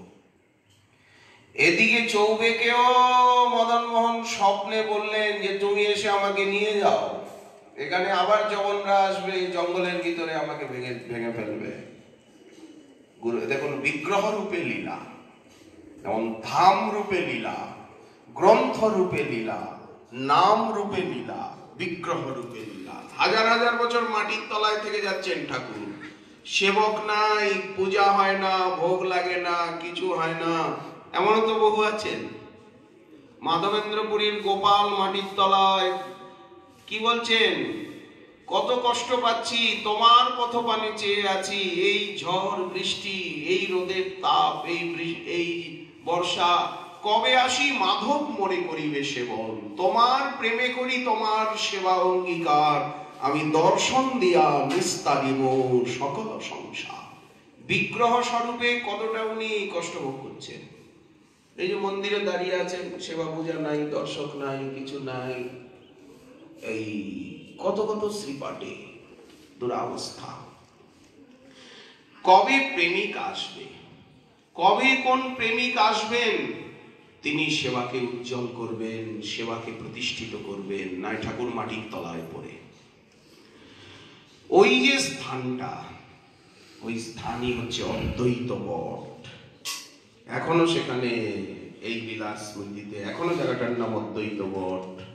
রাধা মদন গোপাল মূর্তি এখনো শ্রী বিগ্রহ সেখানে বিরাজ করছে, ভব্য মন্দির। একেবারে মদন মোহন মন্দিরের বিহারীজির থেকে মদন মোহনে যেতেই ডান দিকে পড়ে।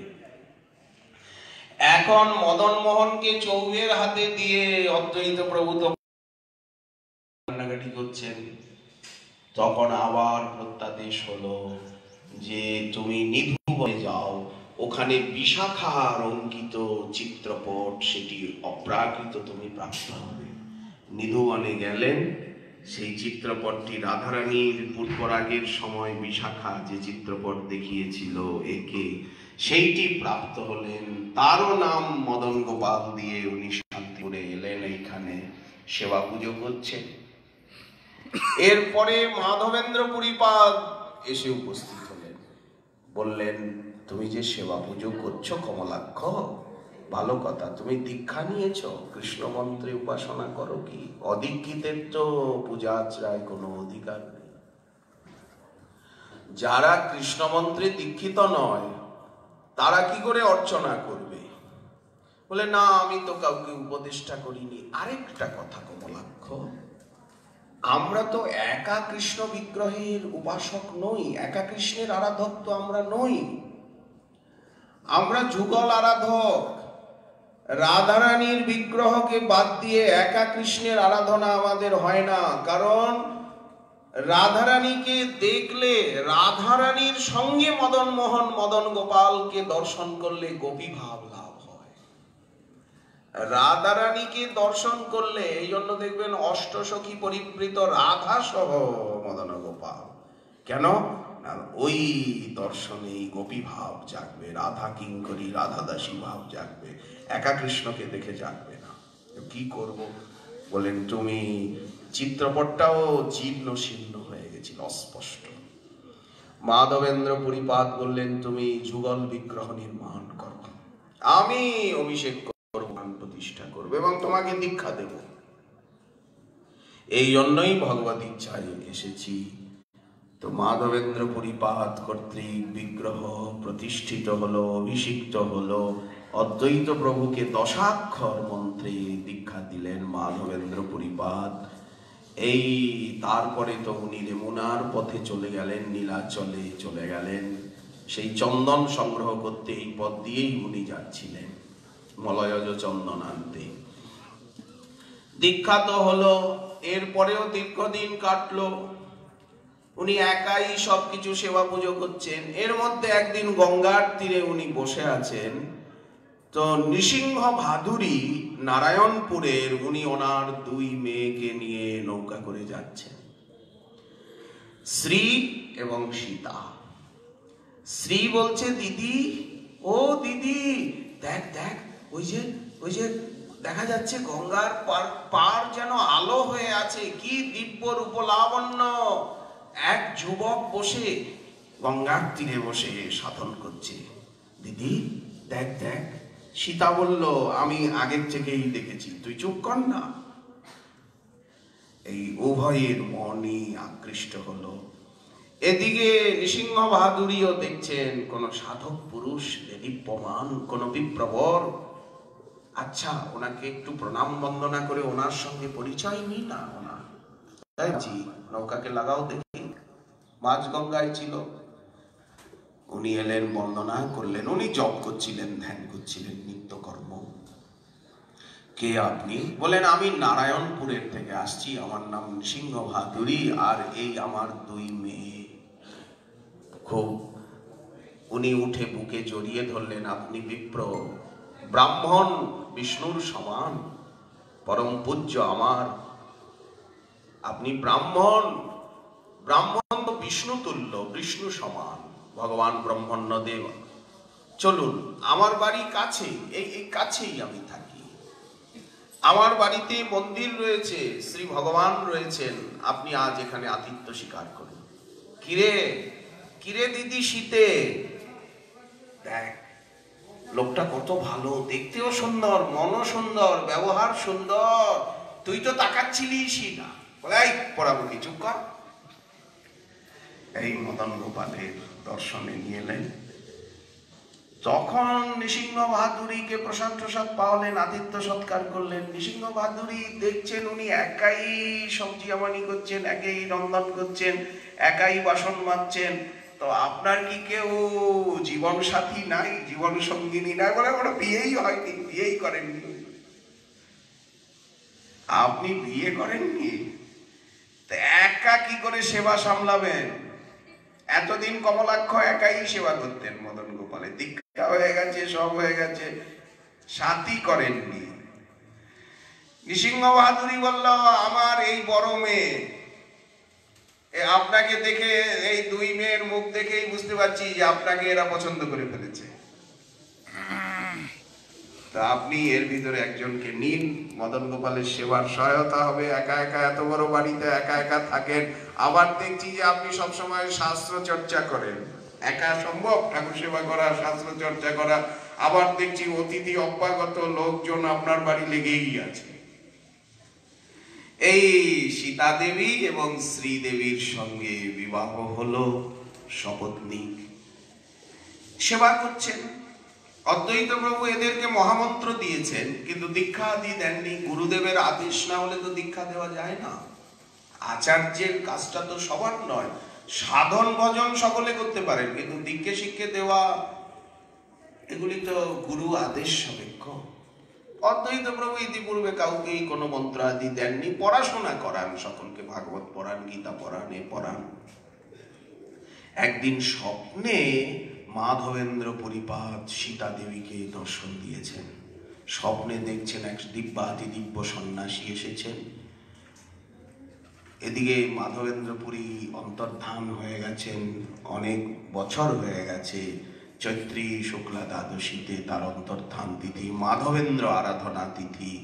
চৈতন্য ভাগবতে মাধবেন্দ্র আরাধনা তিথির যে কি সৌন্দর্য, সেই যাত্রায় মহাপ্রভুও উপস্থিত। মহাপ্রভুকে নিয়ে অখিল গৌর পরিকরগণের উপস্থিতিতে অদ্বৈত আচার্য প্রভু বিশাল সমারোহে মাধবেন্দ্র পরিপাদের আরাধনা তিথি, নির্জান তিথি পালন করেন এই শান্তিপুরে। আমাদের রাধাকুণ্ডেও মাধবেন্দ্র পরিপাদের বৈঠক রয়েছে, ভজনাসন, সেইখানেও মাধবেন্দ্র আরাধনা তিথি সমারোহে পালিত হয়, ভাষণে, সংকীর্তনে, পরিক্রমণে। যাই হোক, রেমুনা ধামেও হয়, রেমুনাবাসীগণও পালন করেন। ওখানে ওনার সমাধি পীঠে, ওনার পাদুকা এবং সমাধি রেমুনায় রয়েছে। তো মাধবেন্দ্র পরিপাত স্বপ্নে দর্শন দিয়ে বলছেন, সীতে, আমার নাম মাধবেন্দ্র পুরী, আমি তোমার পতিদেবতার গুরুপাদ পদ্ম। তুমি তো দীক্ষা নাওনি, তুমি মদন গোপালের যে সেবা করো অদীক্ষিত হয়ে, এটা তো সেবাপরাধ হয়ে যাচ্ছে, সেবাপরাধ হচ্ছে তো তোমার।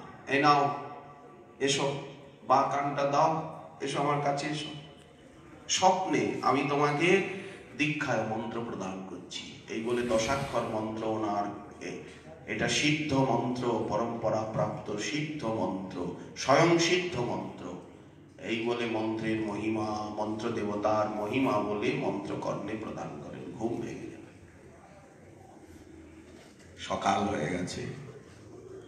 উনি বলেন, পতিদেব, এইরকম এক সন্ন্যাসীকে সীতা দেবী মাধবেন্দ্র পরিপাতকে দর্শন করেননি প্রকট লীলায়। বিবাহের অনেক আগে উনি এসে দীক্ষা দিয়েছিলেন, অপ্রকট হয়ে গেছেন। তো নাথ, এইরকম স্বপ্নে দেখলাম এক দিব্যাতি দিব্য উজ্জ্বল বর্ণ, কষিত কাঞ্চন কান্তি এক সন্ন্যাসী প্রবর। উনি বলছেন, আমি তোমার পতিদেবতার গুরুদেব, আমার নাম মাধবেন্দ্র পুরী। এই বলে উনি আমাকে এক মন্ত্র প্রদান করলেন। এটা কি আমি দেখলাম, শুনলাম। এই কথা শুনে অদ্বৈত প্রভু প্রেমাবিষ্ট হলেন। তুমি ভাগ্যবতী, মদন গোপালের কৃপা হয়েছে, আমার গুরুদেবের কৃপা পেয়েছ। এখন হয় কি, স্বপ্নে মন্ত্র পেলেও বাইরে মহান্ত গুরুর কাছের থেকে, আচার্য গুরুর কাছের থেকে সেই মন্ত্র প্রাপ্ত হতে হয়। স্বপ্নে অনেক সময় অনেক কিছুই পাওয়া যায়, কিন্তু সেটা প্রত্যক্ষে, সেটাকে দীক্ষার মধ্যে মানা হবে না। কেউ স্বপ্নে মন্ত্র পেয়েছেন, ওটা ওর দ্বারা সম্প্রদায় হবে না, পরিবার হবে না। অদ্বৈত প্রভু আবার শুভ দিনে শুভক্ষণে সীতা দেবীকে ওই দশাক্ষর মন্ত্রই প্রদান করেন। শ্রীদেবী এবং সীতা দেবী অদ্বৈত প্রভুরই শিষ্যা। তো যাই হোক, এইভাবে এর পরে হরিদাস ঠাকুর এসে উপস্থিত হন এখানে। এই সপ্তগ্রাম হয়ে, কুলিন গ্রাম হয়ে, কুলিন গ্রামবাসী সব হরিদাস ঠাকুরের শিষ্য। এই বলরাম মজুমদারের ঘর হয়ে উনি সেই গোপাল চক্রবর্তী ওনার চরণে অপরাধ করে এসে উনি এই শান্তিপুরে অদ্বৈত আচার্য প্রভু তাকে মহানিধি জ্ঞানে প্রাপ্ত হন। প্রাপ্ত হয়ে হরিদাস ঠাকুরকে নিত্য প্রসাদান্ন, যে তুমি যতদিন এখানে থাকবে, তুমি তো আমার দেশের লোক, যতদিন থাকবে তুমি এখানেই প্রসাদ পাবে। আর গীতা ভাগবত শোনান হরিদাস ঠাকুরকে। অনেক শান্তিপুরবাসী বিপ্র সমাজ এসে শোনেন, ভক্তগণ শোনেন, হরিদাস ঠাকুরকে সামনে নিয়ে আর উনি গীতা ভাগবত শোনাতে থাকেন।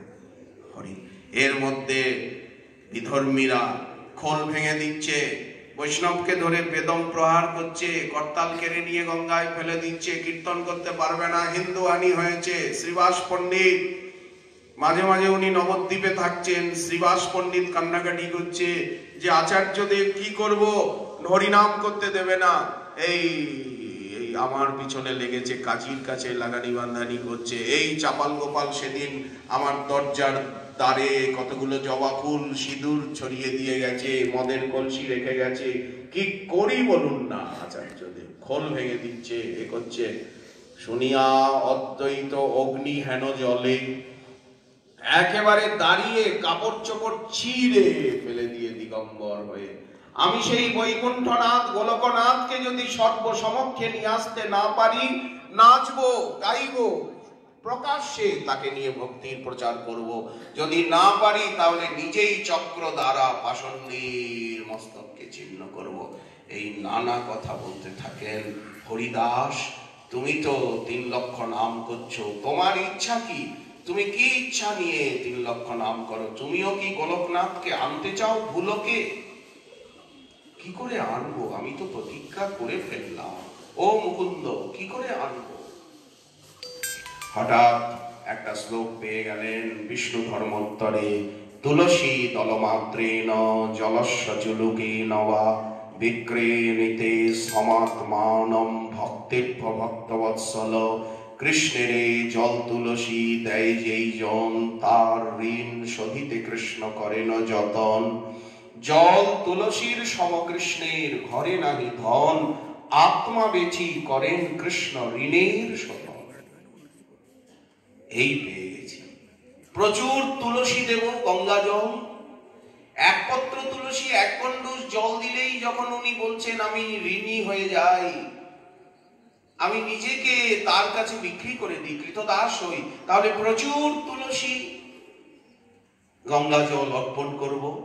এই গঙ্গা জল, তুলসী মঞ্জরি অনুক্ষণ, কৃষ্ণপাদ, ওই শালগ্রামকে নিয়ে, মদন গোপালকে নিয়ে এই অর্চনায় ওনার আবেশ এসে গেল। বিগ্রহ সেবায় তো ওনার গোড়ার থেকেই নিষ্ঠা, ভাগবতে ভক্তি শাস্ত্রের অধ্যয়ন অধ্যাপনায় নিষ্ঠা, আর শ্রী অর্চাবতারের সেবায় নিষ্ঠা এখন আরো বেড়ে গেল।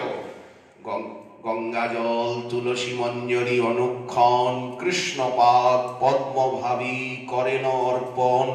হুঙ্কার করেন কৃষ্ণ আবেশের তেজে, সদাশিব না, ওই জন্য হুং করতি হুঙ্কার, সে ধ্বনি ব্রহ্মাণ্ড ভেদী বৈকুণ্ঠেতে বাজে।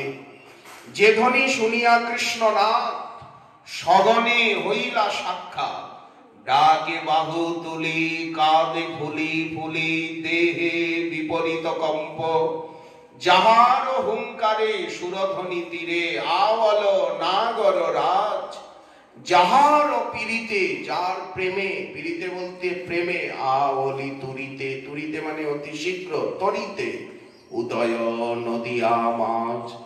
জয় শ্রী সীতানাথ করল বিকত, বিকত মানে ব্যক্ত। কে তাকে দেখতো, কে পেত? আজ যদি অদ্বৈত প্রভু আরাধনা না করতেন তাহলে গীতা ভাগবতের ভক্তিপর অর্থ থাকতো? আর এই গৌর অবতার হতো, এই নাম সংকীর্তন থাকতো, এই বিগ্রহ সেবা থাকতো, ভাগবত ধর্ম ভক্তি থাকতো? কিছুই থাকতো না। কি থাকতো বলে? যা ছিল তাই থাকতো, যা দেখছি তাই থাকতো। বলে কি থাকতো? বিষয়ে সকলে মত্ত, নাহি কৃষ্ণ নাম তত্ত্ব, ভক্তি শূন্য হইল অবনী।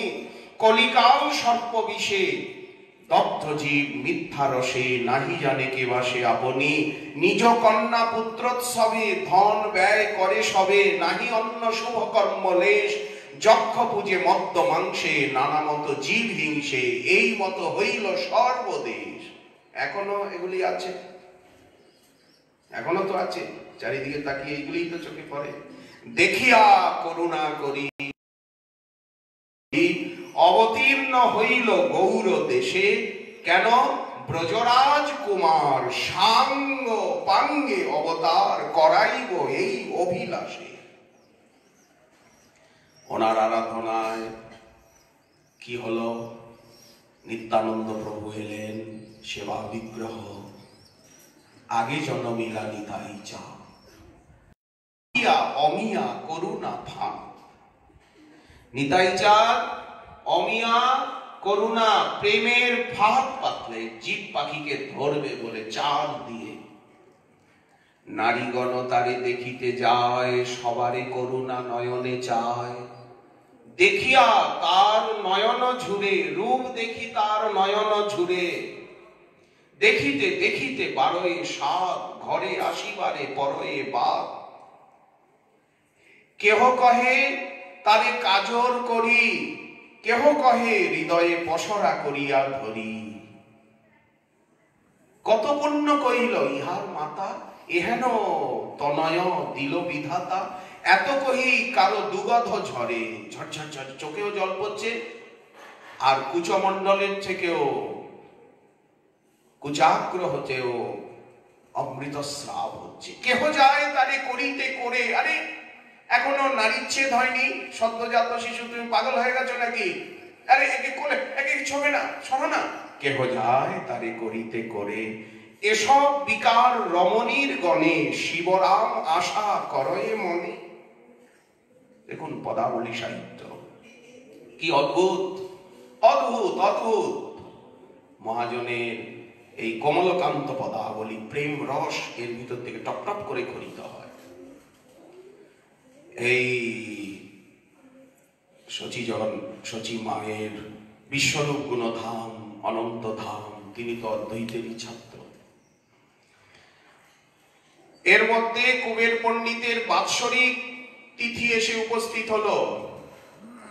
ফুলিয়া শান্তিপুরের সমস্ত বিপ্র সমাজ নিমন্ত্রিত। অদ্বৈত সিংহ উনি কারো কথা শোনেন না, কাউকে গ্রাহ্য করেন না। উনি হরিদাস ঠাকুরকে বললেন, তুমি আজ সকাল সকাল আসবে, হরিনাম করতে করতেই আসবে, সকানাম শেষ করে তোমায় উঠতে হবে না। আজ আমার পিতৃ আরাধনা তিথি। বলেন ঠাকুর আচার্যদেব আসবো, ঝাড়ু বাড়ু দেবো, পাতা ফেলবো, ও এখানে গাছের তলায় একটু বসে থাকবো, আমি তো ছোট জাত। এসেছো হরিদাস, আর প্রণাম করতে হবে না, সংখ্যা নাম হলো? বলে না, এই করছি। হরে হরে হরে। বসো। এই সুন্দর গালিচা পাতা, সর্বোচ্চ আসন, সব ব্রাহ্মণরা উপস্থিত হয়েছেন। স্বস্তি বাচন হচ্ছে স্বস্তি ন ইন্দ্র পোষা, স্বস্তি ন ইন্দ্র বৃদ্ধশ্রবা, স্বস্তি ন ইন্দ্র। সব বেদ মন্ত্র ব্রাহ্মণরা উচ্চারণ করছেন, পুরুষ সূক্ত উচ্চারণ করছেন, সহস্রাক্ষ সহস্রপাদ। তারা বেদমূর্তি, মন্ত্রমূর্তি, বিষ্ণুরূপ বিপ্রকুল। ফুলিয়া এবং শান্তিপুরের সব কুলীন ব্রাহ্মণ সমাজ। সামনে অদ্বৈত প্রভু আছেন, পুরোহিত মন্ত্র উচ্চারণ করাচ্ছেন। এই একটা সর্বশ্রেষ্ঠ আসন সাজিয়ে রাখা হয়েছে। সকলে ভাবছেন ওনার গুরুতুল্য কেউ আসবেন, বুঝি ওনার অধ্যাপক আসবেন, কি ওনার গুরুদেব আসবেন, ওই জন্য এর মধ্যে হরিদাস যেই এসেছে না, অদ্বৈত প্রভু ওনাকে অদ্বৈতের সঙ্গে বুড়োকর্তা হলে হবে কি, ওনার সঙ্গে বলে কেউ পারে? হরিদাসকে পাজা কোলে করে আর ওই মহা আসনে বসিয়ে দিয়েছে। বলে করেন কি আচার্যদেব, করেন কি? আরে করেন কি? আরে করছি কি? ঠিক করছি। সবার আগে ওনাকে মালা চন্দনে বিভূষিত করেছেন। আর ভোজ্যপাত্র পুরোহিতকে দেয় না, সেই ভোজ্যপাত্রটা ওনার হাতে। বলে আমি যবন, আমাকে কি অপরাধ হয়ে গেল? ব্রাহ্মণরা নিচে বসেছে। আরে ব্রাহ্মণরা নিচে সব কুলীন ব্রাহ্মণ, সব এই বৃদ্ধ বৃদ্ধ ব্রাহ্মণ, সব সময় তারা পইতে হাতে জড়িয়ে। আর গঙ্গার তীরে গিয়ে আমি রোজই দেখি যখন গঙ্গা এরা নিষ্ঠার সঙ্গে ব্রহ্ম গায়ত্রী জপ করেন, তর্পণ করেন, সূর্যার্ঘ্য দেন, আগ্নিহোত্রী এরা রোজ হবন করেন। বলে তোমাকে কিছু বলতে হবে, তুমি চুপ চুপ চুপ থাকো, আর তোমায় ব্যাখ্যা করতে হবে না। এর মধ্যে প্রসাদের সময় হয়ে গেছে। উনি তো ওইখানে বসে উচ্চ আসনে বসে, ব্রাহ্মণরা সব নিচে, উনি ঠকঠক করে কাঁদছেন, হরে কৃষ্ণ হরে কৃষ্ণ, হরে হরে হরে হরে হরে হরে বলে উনি কাঁদছেন। হরিদাস ঠাকুর কি বিপাকে ফাল ফেললে কৃষ্ণ, এনার সঙ্গে তো আমি কথায়ও পারি না, সিদ্ধান্তেও পারি না, বলেও পারি না, এই কি করব কৃষ্ণ? এই 22 বাজারে বেদ তুমি বেদ খাওয়ালে, তাও আমার শিক্ষা হলো না, আমাকে আরো বেদ দেওয়া উচিত। এই উনি ওনার মতো হরে হরে করছে, ওরা মন্ত্র উচ্চারণ করছে। এর মধ্যে এইবার প্রসাদ, মদন গোপালের ভোগ লেগে গেছে, প্রসাদ হবে। শ্রেষ্ঠ আসনে হরিদাস ঠাকুরকে ব্রাহ্মণদের মাঝখানে একেবারে হরি বসিয়ে দিয়েছেন অদ্বৈত প্রভু। এই কে আছো? এই ঈশান, এই মদন গোপালের থালাটা নিয়ে এসো, রূপার থালা।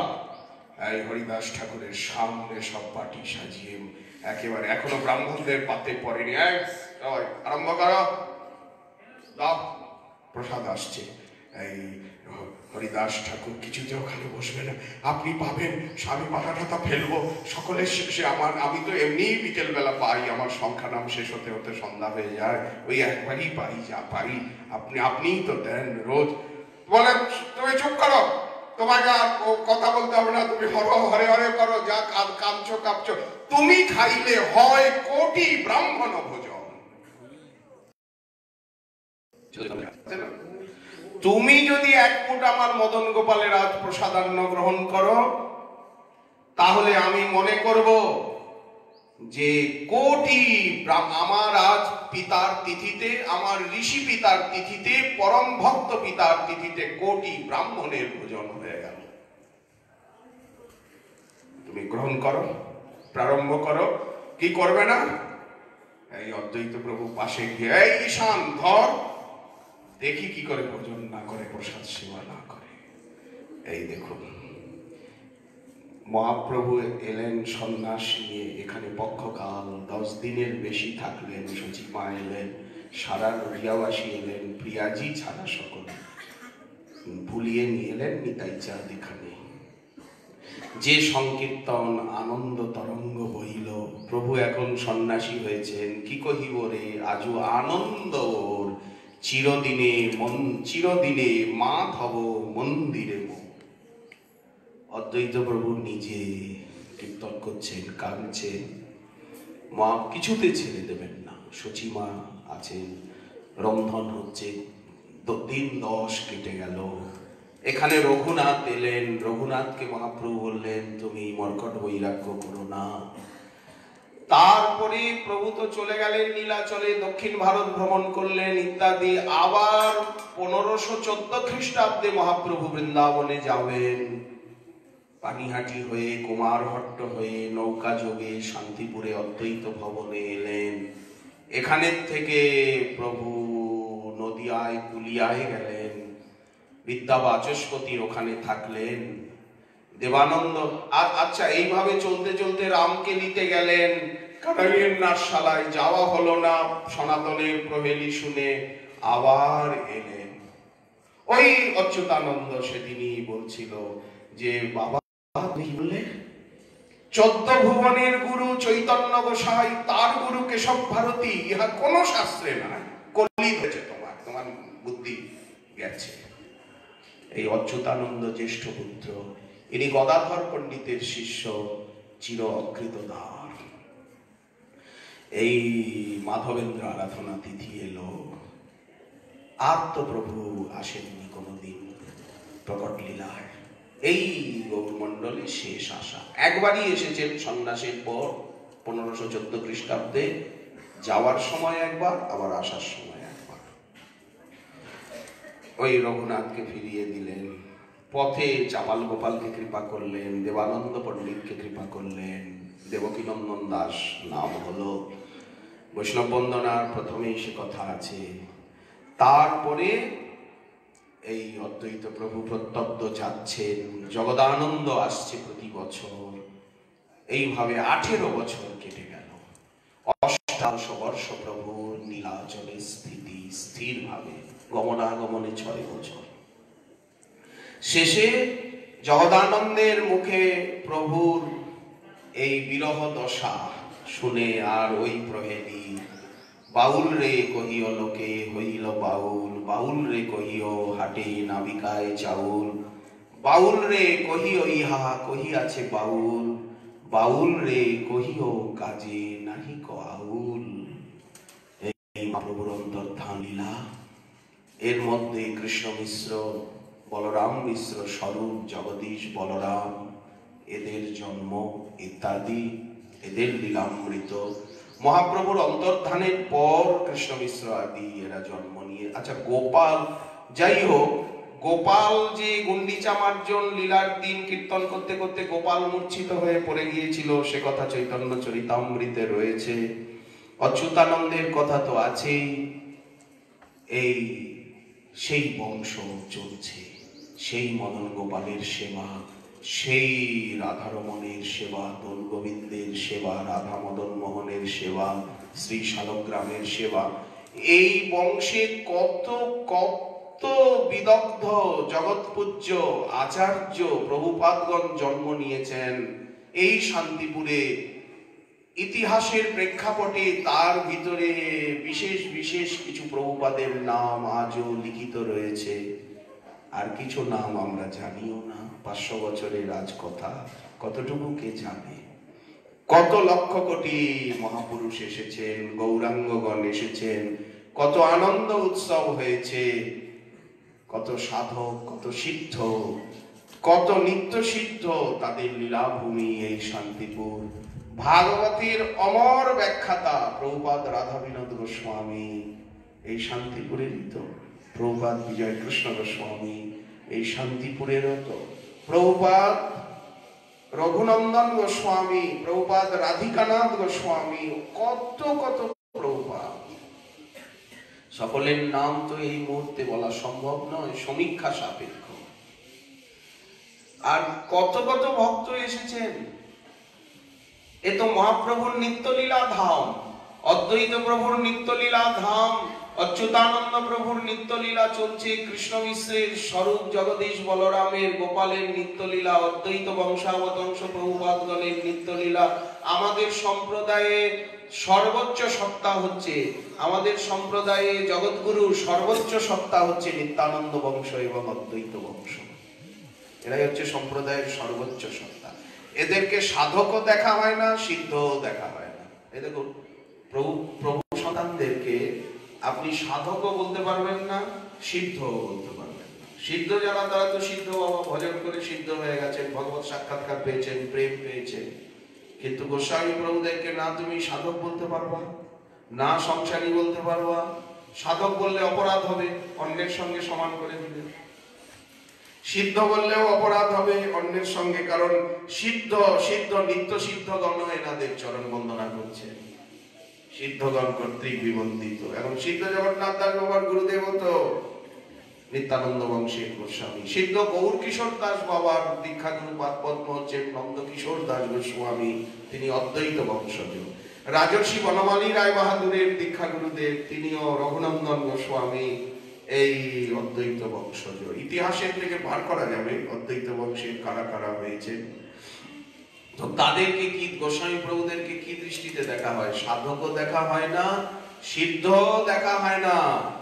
কি দেখা হয়? সাক্ষাৎ অদ্বৈত প্রভুর স্বরূপ রূপেই, প্রতিনিধি রূপেই, নিত্যানন্দ প্রভুর প্রতিনিধি রূপেই দেখা হয়। কেউ বলল যে হ্যাঁ এই নাই সেই নাই ওই নাই, বলে দেখো আমরা বিচার করতে পারবো না, আমাদের এইভাবে দেখবার নিয়ম রয়েছে, এইভাবে দেখবার নীতি রয়েছে, নিয়ম রয়েছে, আমরা আর বেশি এর ভিতরে এগোতে পারবো না, শালগ্রামের ভিতরে এগোতে পারবো না, যে কয়টা চক্র আছে কি আছে আর কিরকম শালগ্রাম হাত থেকে পড়ে গিয়ে শালগ্রাম ফেটে গেলেও মানুষ রূপা দিয়ে মুড়িয়ে রাখে, রাখে কিনা? শালগ্রাম টুকরো টুকরো হলেও ত্যায্য নয়। এই জন্য প্রভুপাদ, আজকাল তো সবাই প্রভুপাদ লিখছে, অন্যান্য ব্রাহ্মণরাও প্রভুপাদ লিখে ফেলছে, কিন্তু এটা তো মর্যাদা লঙ্ঘন হয়, মহা অপরাধ হয়ে যায় এতে। এখন প্রভুপাদ শব্দ শুনে ভজনানন্দীরা যখন প্রণাম করবে, অধরামৃত নেবে, আমি যদি যথার্থ প্রভু বংশের না হই তাহলে তো আমার সর্বনাশ, বিনাশ হয়ে যাবে। ত্রিনাদপি শ্লোকের আচরণ হবে না। আগেই তো ত্রিনাদপি শ্লোকের, আমি যদি চক্রবর্তী হই, ব্যানার্জি হই, ভট্টাচার্য হই, কিছু হই, আর আমি যদি গোস্বামী লিখে ফেললাম, কিছু লিখে ফেললাম, আজকাল এপিট ওপিট করে সবই লেখা যায়, কে কাকে চেনে। তাই তো ত্রিনাদপি শ্লোকের লঙ্ঘন হয়ে গেল, আগে গিয়ে ভবিষ্যতে মরতে হবে আমাকে। আচ্ছা, সবাই প্রভুপাদ লিখছেন, কিন্তু আমাদের প্রাচীন আদর্শ হচ্ছে একমাত্র নিত্যানন্দ বংশাবতংশ এবং অদ্বৈত বংশাবতংশ ছাড়া অন্য কাউকে প্রভুপাদ বলা হবে না। কেন? এক মহাপ্রভু আর প্রভু দুইজন, দুয়ে মিলি সেবে মহাপ্রভুর চরণ। অন্যকে কি বলা হবে? গোস্বামী মহাশয় বলা হবে, মহোদয় বলা হবে। তারা আচার্য সন্তান, প্রভু সন্তান নয়। আমাদের তিন প্রকার রয়েছে, এক প্রভু সন্তান, নিত্যানন্দ বংশ অদ্বৈত বংশ হচ্ছে প্রভু সন্তান, অন্যেরা গোস্বামী সন্তান, আর যারা ব্রাহ্মণ হয়ে আচার্যের কাজ করছেন, সেবা পুজো করছেন, দীক্ষা শিক্ষা দিচ্ছেন, পাঠ প্রবচন করছেন, তাদেরকে বলে আচার্য সন্তান। এই প্রভু সন্তান, গোস্বামী আচার্য একের মধ্যে এসে যাচ্ছে, আচার্য সন্তান। আর মঠাধীশ্বর যারা, পীঠাধীশ্বর যারা, যেমন আমাদের সম্প্রদায়ে সর্বোচ্চ মহাপীঠ, সর্বোচ্চ সত্তা, সুপ্রিম সত্তা হচ্ছে গম্ভীরা মহাপীঠ। গম্ভীরা মহাপীঠে যিনি অধিষ্ঠিত থাকবেন তিনি মহাপ্রভুর স্বরূপ, তিনি বক্রেশ্বর পণ্ডিতের স্বরূপ, গোপাল গুরুর স্বরূপ। তাকে সাক্ষাৎ মহাপ্রভুর স্বরূপ জ্ঞানী, তারই আগে পূজা, মালা, চন্দন। এখানে সর্বস্বামী প্রভুপাদরা রয়েছেন। যদি গম্ভীরা পীঠের মঠাধীশ্বর, গম্ভীরা পীঠাধীশ্বর যদি উপস্থিত থাকেন, সর্বাগ্রে মালা চন্দন সম্মান ওনার হবে। তারপরে নিত্যানন্দ সন্তানদের ভিতরে যিনি বয়োজ্যেষ্ঠ বরিষ্ঠ তার হবে। তারপরে অদ্বৈত সন্তানদের ভিতরে বরিষ্ঠ বয়োজ্যেষ্ঠ তার হবে। তারপরে অন্য পীঠাধীশ্বর এবং অন্য আচার্য সন্তানদের হবে, অন্য ত্যক্তাশ্রমী গৃহত্যাগী বৈষ্ণবদের হবে, তারপরে ভক্তদের হবে। এই আমাদের সম্মানের কতগুলো স্টেপ রয়েছে, মর্যাদা রয়েছে। বাকি কেউ প্রভুপাদ লিখবেন বা সম্মান নেবেন, এটা আমাদের প্রাচীন পরম্পরায় নেই। বা আরেকটা পদ্ধতি আছে যে বংশ, অদ্বৈত বংশ এবং গম্ভীরা মহাপীঠের যিনি অধিষ্ঠাতা তিনি আমাদের সর্বোচ্চ সম্মাননীয় ব্যক্তি। যেমন ভারতবর্ষের ভিতরে সর্বোচ্চ সম্মাননীয় ধার্মিক জগতে পদ হচ্ছে জগৎগুরু শঙ্করাচার্য পদ। জগৎগুরু শঙ্করাচার্য যদি উপস্থিত থাকেন সর্বাগ্রে, সমস্ত সেখানে রামানুজ সম্প্রদায় হোক, নিম্মার্ক সম্প্রদায় হোক, চার সম্প্রদায় হোক, সবার আগে ওনার মালা চন্দন ওনার হবে। কারণ উনি 1000 বছর, 1500, 1000 বছর আগের পীঠ। আমাদের পীঠগুলো তো 500 বছর আরো কম, কিন্তু ওনাদের পীঠ তো, শঙ্করাচার্যের পীঠ তো 1000 বছরের আগে। এইভাবে তাদেরকে, জগৎগুরু শঙ্করাচার্যকে যেমন শঙ্করাচার্যের স্বরূপ বলে মানা হয়, যেমন গম্ভীরা মহাপীঠাধীশ্বর যিনি, তাকে মহাপ্রভুর স্বরূপ বলে মানা হয়, তেমনি শান্তিপুরে প্রভুপাদ যারা আছেন তাদেরকে অদ্বৈত প্রভুর স্বরূপ বলে মানা হয়। তেমনি নিত্যানন্দ বংশজ যারা, তাদেরকে সাক্ষাৎ নিত্যানন্দ স্বরূপ বলে মনে করা হয়। যিনি যে পার্শ্বদের বংশ, তাকে সেই তারই স্বরূপে, তারই প্রতিনিধি বা তারই রিপ্রেজেন্টেটিভ জ্ঞানে সম্মান করার কথা। কেউ যেন মনে না করেন যে আমাকে সম্মান করলো, আমাকে মালা পরালো। আমাকে মালা পরায়নি, আমাকে সম্মান করেনি, আমাকে কারো প্রতিনিধি মনে করে, রিপ্রেজেন্টেটিভ মনে করে মালাটা কিন্তু অদ্বৈত প্রভুর গলে গেল, আমার গলে আসেনি। মালাটা কিন্তু নিতাই চাঁদের গলায় গেল, কারণ আমাকে তার প্রতিনিধি মনে করা হচ্ছে। এইভাবে যদি কেউ সম্মান করে এবং সম্মান নেয়, তাতে যে নিচ্ছে তারও ভক্তি বৃদ্ধি হবে, যে করছে তারও ভক্তি বৃদ্ধি হবে এবং ত্রিনাদপি রক্ষিত হবে। অস্তু শ্রী রাধা। কথা তো অনেক, অদ্বৈত প্রভুর লীলামৃত সিন্ধু, অদ্বৈত গণের কথা, গোস্বামী প্রভুপাদ, রাধিকানাথ প্রভুর কথা বলবো কি রাধা বিনোদ গোস্বামী প্রভুপাদের কথা বলবো, কার কথা বলবো? দাসের কথা বলবো না প্রভুর কথা বলবো? প্রভুর থেকে দাসের কথা যে আরো মধুর, আরো রসায়ন, হৃৎকর্ণ। এই জন্য সময় সাপেক্ষ। অদ্বৈত প্রভুর কথা তো 7 দিনেও শেষ হবে না, 15 দিনেও শেষ হবে না। অদ্বৈত প্রকাশেরই যদি আলোচনা হয়, এত মধুর, এত প্রাণস্পর্শী, হৃৎকর্ণ রসায়ন, ইতর রাগ বিস্মারক। কিন্তু আমাদের সবকিছুই তো সময় সীমায় সীমিত, আমাদেরকে তো চলে যেতে হবে। তারপরে শ্রীমন্দির প্রসাদ সেবা অপরাধ হয়ে যায় বিলম্ব হলে। আপনাদের সকলের চরণে দণ্ডবৎ প্রণিপাত। আপনারা গৌরাঙ্গগণ, নিত্যানন্দগণ, প্রভুপাদগণের শ্রীচরণ বন্দন। বারবার এই শান্তিপুরের প্রতিটি রজকণা, প্রতিটি স্থিরচর সকলের প্রতি আমরা তো শান্তিপুরকে নিত্যই বন্দনা করি। যখনই শ্রী গৌরমণ্ডলের কথা বলা হয়, গৌরমণ্ডলের স্মরণ বন্দন, এ তো আমাদের নিত্য ভজনাঙ্গ। গৌরমণ্ডল তো আমাদের মূর্ধন্য গুরুধাম, গৌরাঙ্গগণের লীলাধাম, গুরুধাম আমাদের গৌরমণ্ডল। গৌরমণ্ডল তো আমাদের বুকের পাঁজরে পাঁজরে বসা। এই জন্য নিত্য তো শান্তিপুর, নিত্য জয় দেওয়া হয়, নিত্য শান্তিপুরের চিন্তা করা হয়, বর্ণনা করা হয়।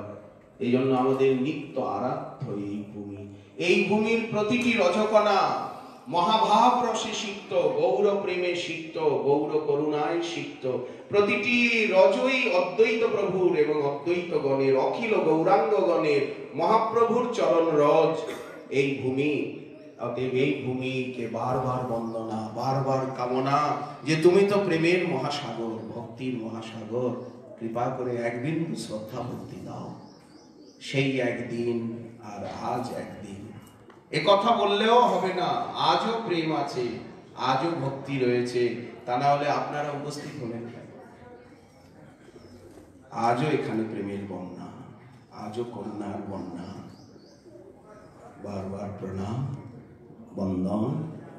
জয়তাং সুরতৌর পঙ্গোর মন্দমতির গতি, মৎসর্বস্ব পদাম্ভোজ শ্রী রাধা মদন মোহন